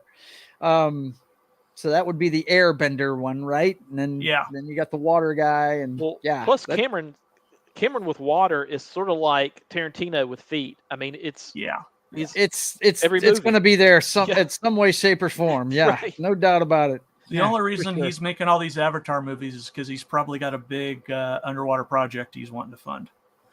Yeah. Who knows? But Guardians of the Galaxy, I'm looking forward to it. For another reason, it looks like we're gonna see Adam Warlock for the first time in this one. Interested to. It's a little late, if you ask me. Yeah, he should have been in the Infinity Saga. Yeah, because I think he has the Soul Stone. He's got something. Yeah, I'm kind of interested to see what that's going to be now. Seeing as the Soul Stone's already gone. You know what I mean? Yeah. So, but yeah, it's going to be interesting to see how they're going to play that one. E. Clay Thomas, how you doing, brother? It's good to see you. He says Avatar 2 was better than the first one, but still not great. Yeah, I mean, I enjoyed it when I went and saw the first one. I thought the special effects were great, but that selling point is kind of gone on me now because I've seen a lot better special effects than that one since. And, I don't see them. I mean, how real can they make things look now? I mean, there comes a peak point, isn't there?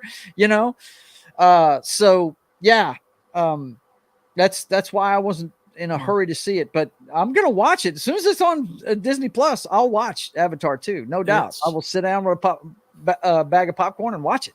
No doubt. It's more, action adventure than Fern Gully.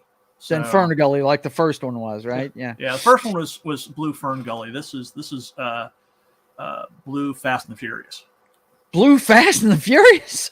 Oh wow. Oh, I mean, Okay. so we're gonna about get a space family. one too. Yeah, man. We're Are they Why gonna, not? in the seventh Avatar? Are we gonna go into space? Like, sweet. Does that mean Brie So- Larson's going to be in?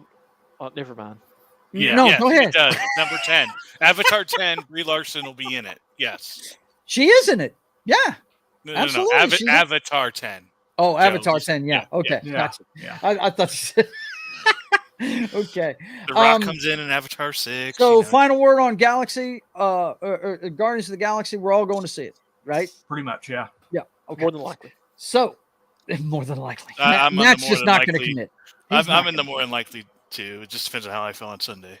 I hear you. And I have Okay. to drive out of my way. Well, I know you're going to see this next one because you told me when we checked out the trailer for this that you were giddy for this one, and that is the one for the next week. That's May 12th.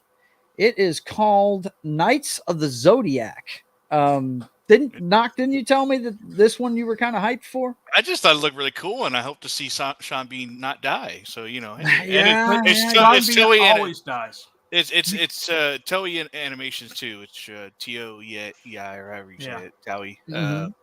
is one of my favorite game developers. The Dynasty Warrior series, and so Yeah. it's definitely their vibe. It's cool armor and battle scenes. Like that's them. Yep. And bodies flying. Yep. It Knights- probably started life as a Dynasty Warriors movie, but morphed into this. Got shifted in this Dynasty Warriors. Oh my god, man. I have not played that game in forever, but I used to play the shit out of that game. Yep, I Sitting started there- with number 2. Killing Go ahead, man. 800 people with a single swipe, Yeah, just wiping guys out by the hundreds, man. Just They got a little crazy with it. It used to be a little bit more grounded, but now it's literally thousands of soldiers. It used to be more like hundreds, and now Yeah. it's like thousands. now you're just coming off like Sauron, right? Just Yeah. taking out hundreds of guys with a swipe. pretty much. right? Everybody is Lubu now, basically. So. But yeah, that one looks pretty neat. I don't think I'm going to pay to go see this in the theater. Though. I'll be waiting. Yeah, I'm probably not going to go see it in the theater, but as soon as it's on streaming, Yeah. I'm there. I might make a double feature of it. Just wait another week and Wait another week Guardians and do both of them. Yeah. Yeah, why not? Now, what studio is doing this one? I'm not sure who's doing this one, but it'll be on a streaming service eventually. So, but yeah, it looks neat. Funimation, probably. Nah, it's somebody bigger than that, man. I'm still not a fan of the fact that HBO Max is changing to just Max. Just Max. What is that? Yeah. Come That's on, what they're changing guys. to, just Max. Like Well, just it Yeah. does sound better than HBO Max. Does it? Yeah, I like think just HBO Max. well, better. listen, just remember, anything is better than IHOB. IHOB? Yeah, Yeah. you remember that? HBO? No, IHOB, International House IHOB. of Burgers. Yeah, you remember that? Oh, It was yeah, a yeah. marketing Okay, stunt. I got Yeah, you. the marketing stuff. Yeah, that failed It was- completely, and they're like, yeah, "Kidding, guys, kidding. We're kidding." It must have been the same lady that worked for Anheuser-Busch. yeah. Right? Morons. Well, boys and girls, the next week, on the 19th of May, we get the final chapter about family. I have been And- watching these movies. Have you? I have. I'm on number 5, I think, or I'm on Tokyo Drift, and technically Tokyo Drift's the Drift second one, man. right? But I'm doing it in chronological order, and it's Yeah, I got actually like number 5 or 6. Really? Yeah, I did not in know the that. actual timeline, it's actually it was the third one made, but it's actually takes place after I think number 5, 4, or 5, something like that. Tokyo I So have- that's how I'm watching it. Wow. Tokyo Drift was one of my mom's favorite movies. She watched it all the time. I liked have it when not it came out, but I was a teenager, so I have fast not forward. watched a full This was a Fast and 60-year-old Furious woman. movie since Tokyo Drift. And when I saw it, I thought they were going to do it like they were trying to do the Halloween movies. I thought it was going to be an anthology and just change up Yeah. which car racing thing was going to happen in the next one. And I was like, I checked out. And I've caught some of the stunts and stuff. I think I saw the last one I saw a significant portion of was the one that Ronda Rousey was in. the one where they jump from one building to another, and I was like, oh boy, they're going off the chain with this stuff. And I can't remember which one has the big final. It might have been the last one that Paul Walker was in, where they're dragging the safe all over town and destroying everything. That was his last one. That was the Fast Five, I believe, or something like that. Fast Five, yeah. I saw the just final watched that scene movie. of that one. Let me pull my list here because I have them all here. Yeah, but I've seen them all in the theater. This is going to be the last one, and the cast has it pretty much has got everybody back in it. I don't know. Did I see Gal Gadot in there? Is she going to be in this, or kind of wondering here? Let's look here. But Jason Momoa is the big bad in this one, apparently. Yeah. Brie Larson's in it. I think she's going to be one of the bad guys too. Helen Mirren's in this. My God, man, is there anybody not in this movie? Alan Are you seeing this? Wow. Wow, Cardi man. B. Oh, That's come Reacher. on. Get out of here. Yeah, and I don't see Gal Gadot. She may be the only person that's not in this. Good Lord. That's crazy. Yeah. At least Jason Statham's coming back. You know, it'd be all right. But it's turned into superhero movies. That's what it is. This is another superhero movie. I equate it with James Bond. If you don't know what you're getting into when you walk into a Fast and Furious movie, you've been living under a rock, because it's just going to be bigger and more. When I think it was the next movie after Fast 5, when we saw the icebreaker, the submarine, and I was like, no, I'm not watching this anymore. And if this movie makes money, which it will. It will. Oh yeah. Then they're not necessarily going to stop. You know. Yeah, they keep saying they were only going to make 10 of them, but if this they were only going to make like 5, and then they were going to make 7, and now they're only going to make 10. Well, keep in mind, this is technically the 11th movie, because Hobbs and Shaw is was a spin-off. Yes, absolutely. It's on my list is number 9 in the chronological order. So, and then Fast 9 was number 10.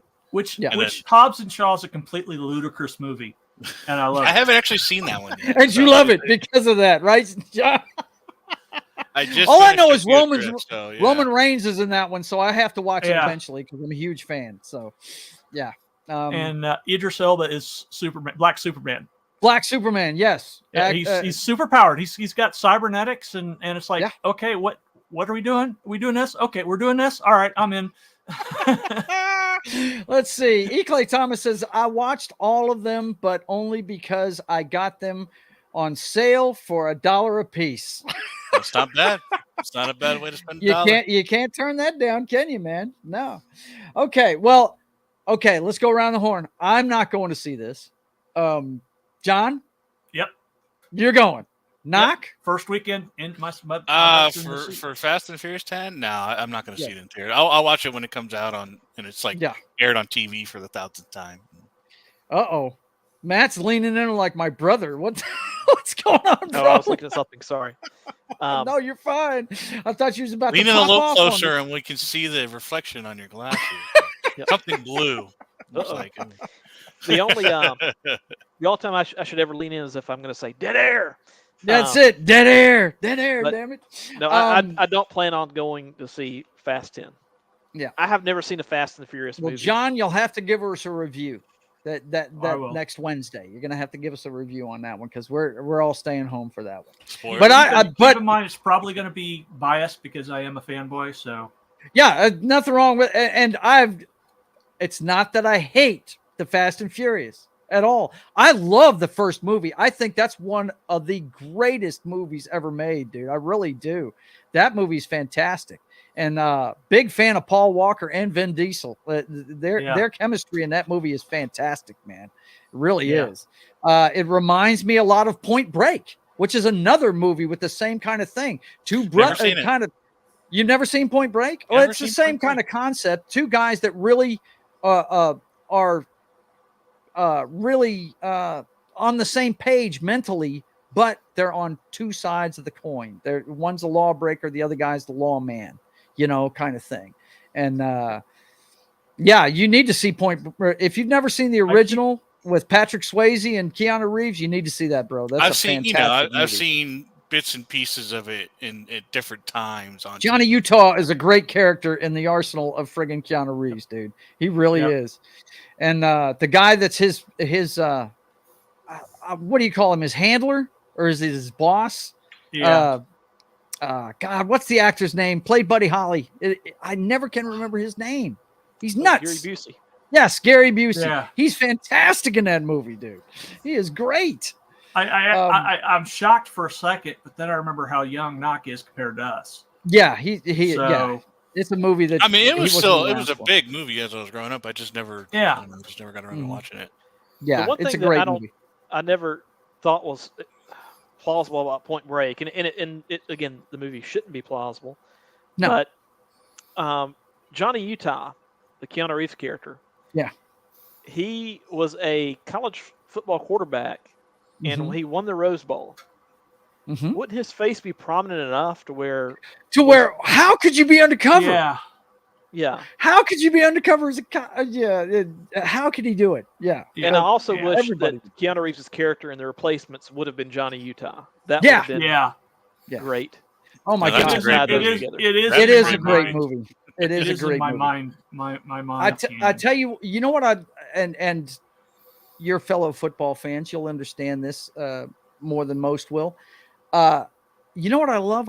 I mean, it's a great story, great actors playing in it and stuff. You know, Gene Hackman's great as the coach and everything. You know, even the guys that are the bad guys in that movie are really good. Yeah. But the football footage is some of the most realistic I've ever seen in a movie. I mean, it looks like they're playing Favreau football. like a badass. Yes, it does. It does make Jon Favreau look like a badass. That's before he got all the. That's football right. He plays the cop, right? Yeah. That's playing linebacker for the defense. Oh my God, he's nuts, man. But And, it's even better than like Remember the Titans football footage. yeah, well, the guy that the reason why I say that, the dude that's playing running back reminds me so much of Eric Dickerson when I watched him play football. Of course, he's bigger than everybody else on the field. You know, Eric Dickerson was a big 6 foot tall guy, which you didn't see very many running backs that big. And every time I see that movie, I think that's Eric Dickerson in that uniform. You know what I mean? And you know who I'm talking about, the running back that I guess he was going back to prison or something after it was all over with or something. He was on probation or something. I can't remember exactly how that story I thought went. that was the free safety guy. Was that the free safety? But the running back that was playing for him. Maybe I'm thinking longest yard. I don't know. Could be. Well, and if you're involved with SMU football in the early '80s, you might have gone to prison too. So, you right. never know. I don't know that story, but that should be fun. The Pony Express, the free cars, all the. I see. Kind of like USC when Bush was there, huh? And Sneaky Pete got out of there just in time, didn't he? Perfect timing. Perfect timing. That's why they call him Sneaky Pete. I think it'd be great if an interviewer said, "Pete, you ever thought about going back to coach in college?" And his answer being like, "They won't let me." They won't let me. Yeah, that's it. Right. All right. The last week of the month, we have a, some might say controversial offering. It's, and I keep saying, when I was a kid, Disney was a big time movie company that they were the Imagination House, the House of Imagination. But now they just remake their own stuff ad nauseum, and we get another one this time around, and The Little Mermaid. That's coming out the 26th of the month. And, I was talking with my wife about it, and she is a normie, guys. She is not into all the stuff that we're into in our sphere. But I said, it's a shame. I'd love to go see this movie, but I can't get behind it. And she's like, well, I'm not mad at it. I'm going to, if you want to go, I'll go. I said, well, she said, who was that they cast as Ursula? Because it's perfect casting. This girl, Melissa McCarthy. Yeah, Melissa McCarthy. I said, I'd love to see that, but I just hate what they've done with the original character. And I said, look, it's not about the race of the character. It's just, why mess with something that works? I don't understand it. And if they're gonna the race bend that character, How come they didn't do it with Poseidon? I don't get it. I just don't understand it. And Triton. yeah, I don't get it. But anyway, this one's coming out on the 26th. Anybody going to see this? I will probably watch it when it comes out on Disney Plus, just because I think based on the the ad for or commercial, whatever trailer, seems like a good voice. She's got a good. And she's got a good voice. I like music just for the sake of music. So I'm definitely not going to go see it in theater because I don't care that much about. I haven't watched any of the live action remakes except for The Lion King. Yeah, I haven't even if watched you can call that a live action remake. Yeah, it's like okay, it's 3D animation. It's not really. It's still a cartoon, guys. I don't get it. Well, they're I haven't supposedly watched it. making a Scar live action movie. I think we mentioned that last week. I think the Scar prequel or something. Yep. But I have an alternate to watching this. Watch the original. No. There's another movie on the same day. But I thought it was interesting though that I read somewhere that apparently they had to CGI a lot of these scenes because the actress playing Ariel couldn't swim, which I thought was kind of weird. Yikes! Yeah, Gerard Butler that has plays a movie. into. I'm not even going to say. That's what I was like. You know what that plays into though. It really does. It does. Oh God. But Gerard Butler has a movie coming out that day called Kandahar. Yes. CIA Hang on, operative I and got his it right translator here. flee from special forces in Afghanistan after exposing a covert mission. He's a CIA brain trust guy. Yeah. Mm-hmm. Of course. Yeah, imagine that. Only he could play. As only Gerard Butler can play. That's right. This is him right here, Kandahar. That's on that weekend. That's I'm more likely to go see that than I am going to see Little Mermaid. Well, here's my problem with the Little Mermaid. Okay, I've already told you what it is, but this is the thing.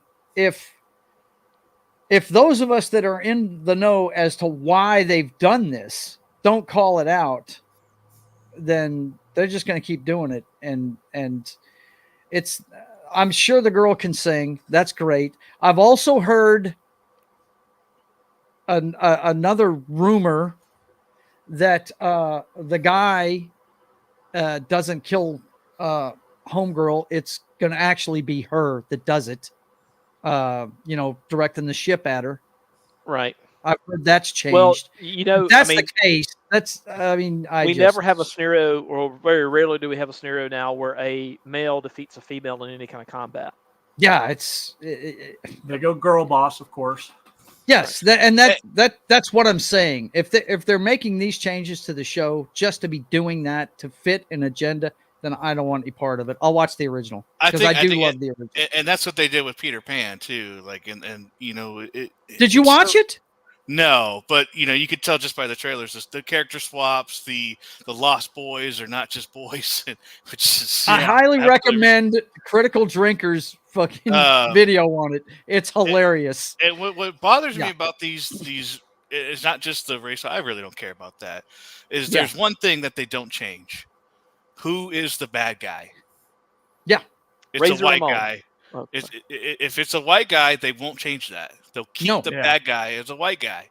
Because it's always the white guy is the bad guy. That's the one thing that'll never change. So yeah.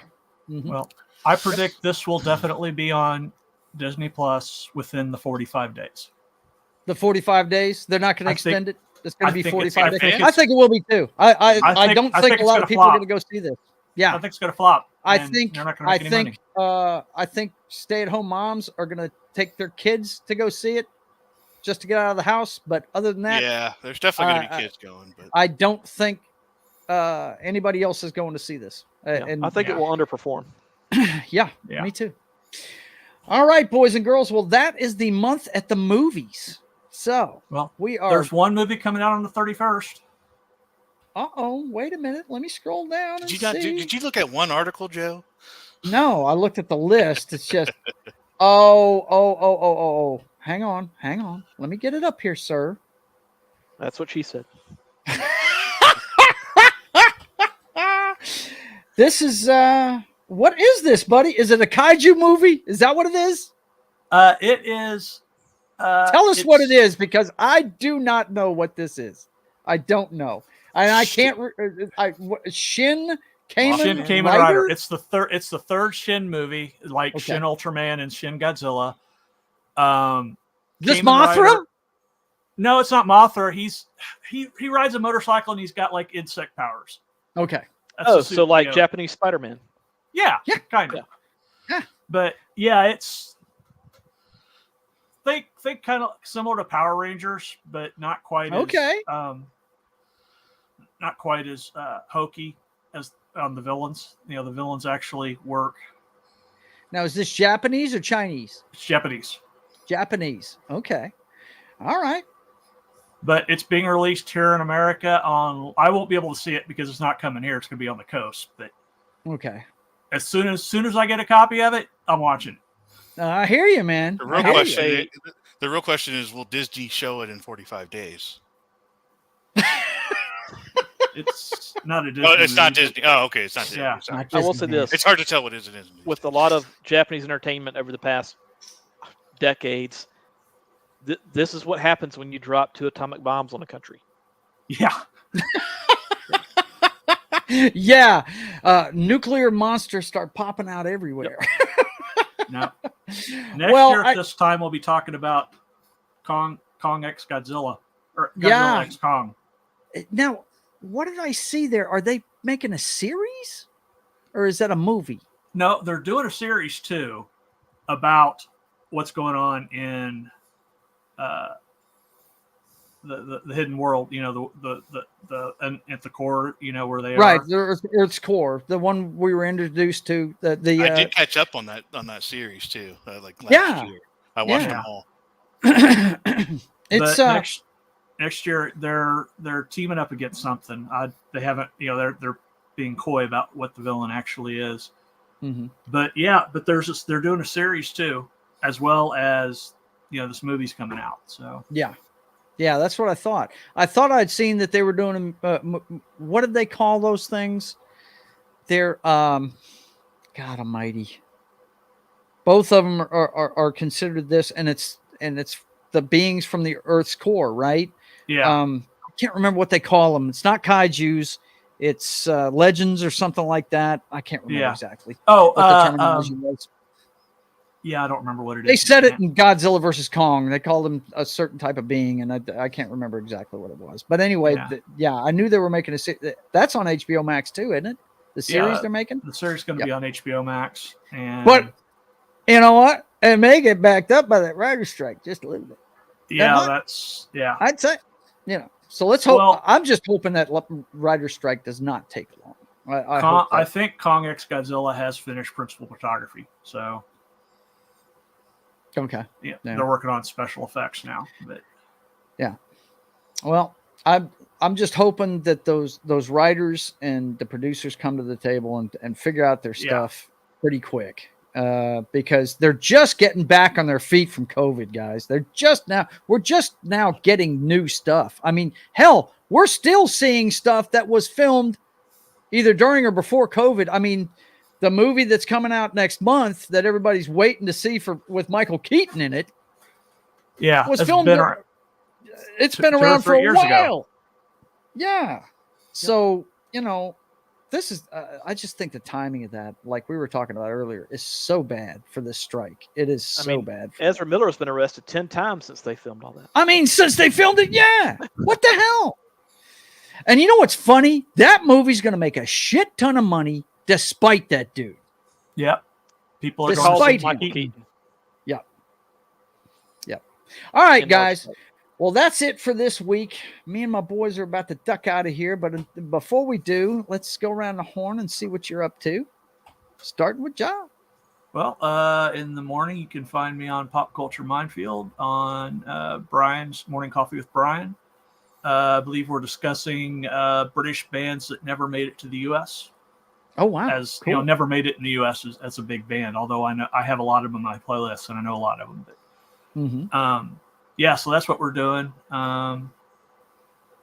And, you can find me most of the week on Pop Culture Minefield, either the 10 a.m. slot, the 1 p.m. slot for Friday and Sunday.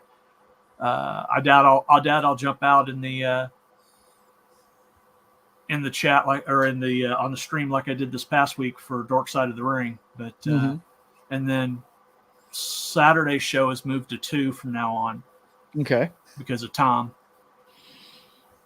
So we fit into his schedule for the Tom and Jerry. That's going to be good stuff. Aren't they doing Jaws pretty quick? Next week we're doing Jaws. Yep. Okay. But other than that, you can find me here. You can find me on that 70s Rock Fan Show on Monday. I want to know when you're doing your stream on Tuesdays again. Well, I probably when I get done with my my masters, my classes are getting harder. Yeah. So. Yeah, I hear you.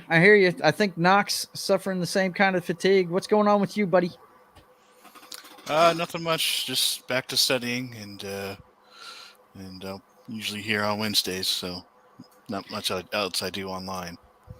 All right, bud. All right. And Small Time Republic, Matt, let them know about your Twitter connection and everything. Well, yeah, you could find me here most every Wednesday evening. And, like Joe mentioned, as far as my Twitter handle, small_time, 3. But just mainly here on Wednesday nights with Joe. Don't really have much of an other presence on the interwebs other than just, every now and then I'll hop into the Pop Culture Minefield chat and some other chats and, do a little harassing and trolling. But you used to show up on Wes's show occasionally. Yeah. It's kind of hit or miss with him. Yeah, it's become really sporadic. I hate that. At least is he still working himself to death or what? Yeah, I think his job situation is getting better in terms of the hours he's having to work. So yeah, I did appear on. He had a 1-year anniversary stream. It was Saturday before last that I was on, and but overall, I do appear on his channel, periodically when he has the whatever Wednesday streams. But Matt, I got a question for you. So sometimes when in the background you have the door behind you, and sometimes you have the couch behind you. How do you decide which background you're going to use for that day? Sometimes I'll just wing it. Okay. It just depends on where in the house I want to sit that night. So. I figured he moved back to the door behind him to get away from Orange Man Bad. That's what I thought. That's true. I'm less. That is true. He did mention that last week. He wanted a change of scenery, but yeah, man. If I ever become a real YouTuber, I'm gonna get an actual camera. I'm gonna get a ring light. I feel you. Yeah. All that kind of stuff. I got none of that. I got a Hey laptop. man, I'm just glad you guys like hanging out with me, man, because I adore having you guys here, man. I think it's great. Okay, let me let you guys know what's going on with the channel. Of course, we do this every Wednesday at 5:30 p.m. Central. All these times I'm about to say are Central. Just get over it, you East Coasters. I know it's 1 hour later for you, Knock, but yeah, just add an hour and you'll figure it out. And then, of course, you can watch me have a few cocktails, video games, and fails tonight and tomorrow night at 10 o'clock. I usually play DC Universe Online on Wednesdays, but I'm going to just play what I feel like playing. So just tune in for that, 10 p.m. Central to midnight, Wednesdays and Thursdays.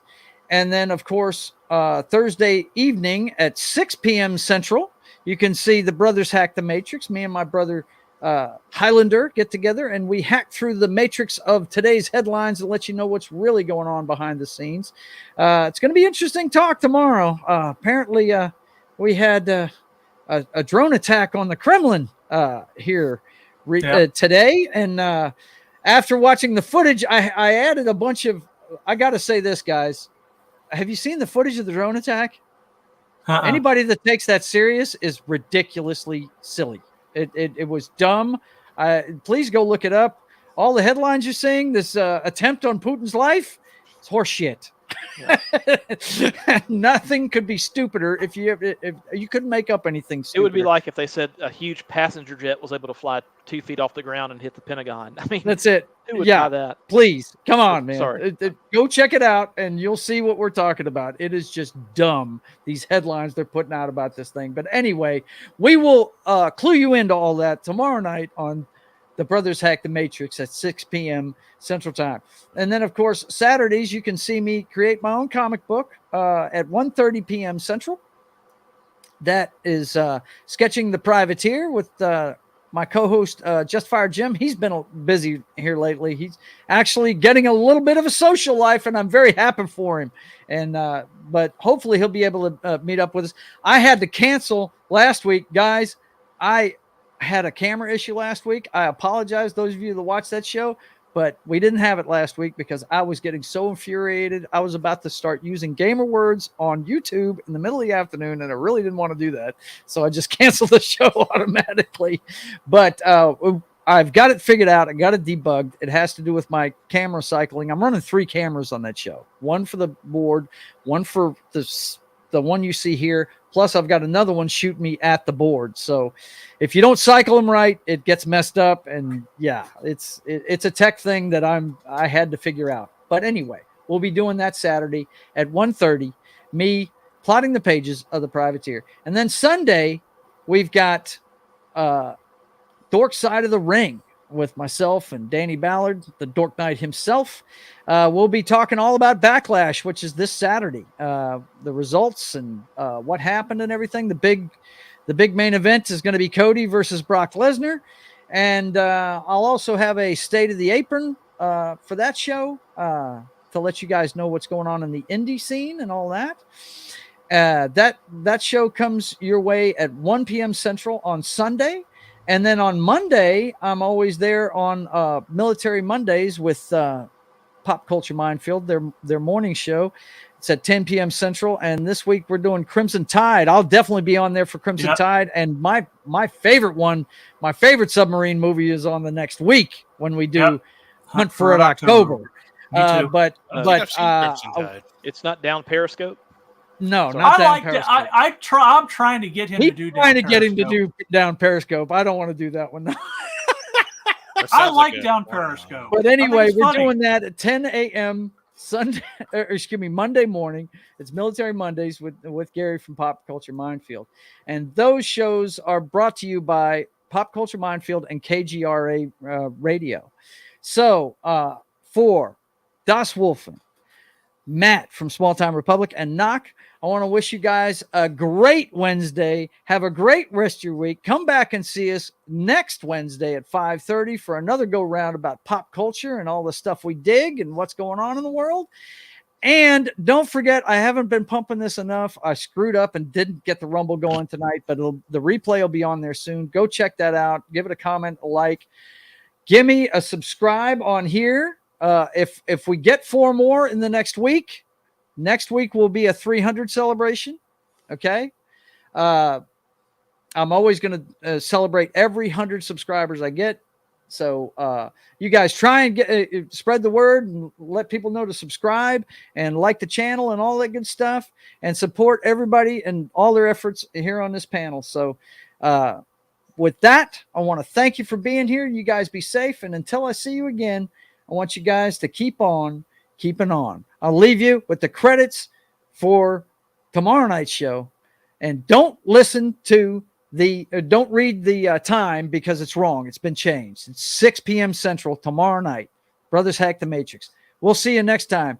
Until then, keep on keeping on. God bless.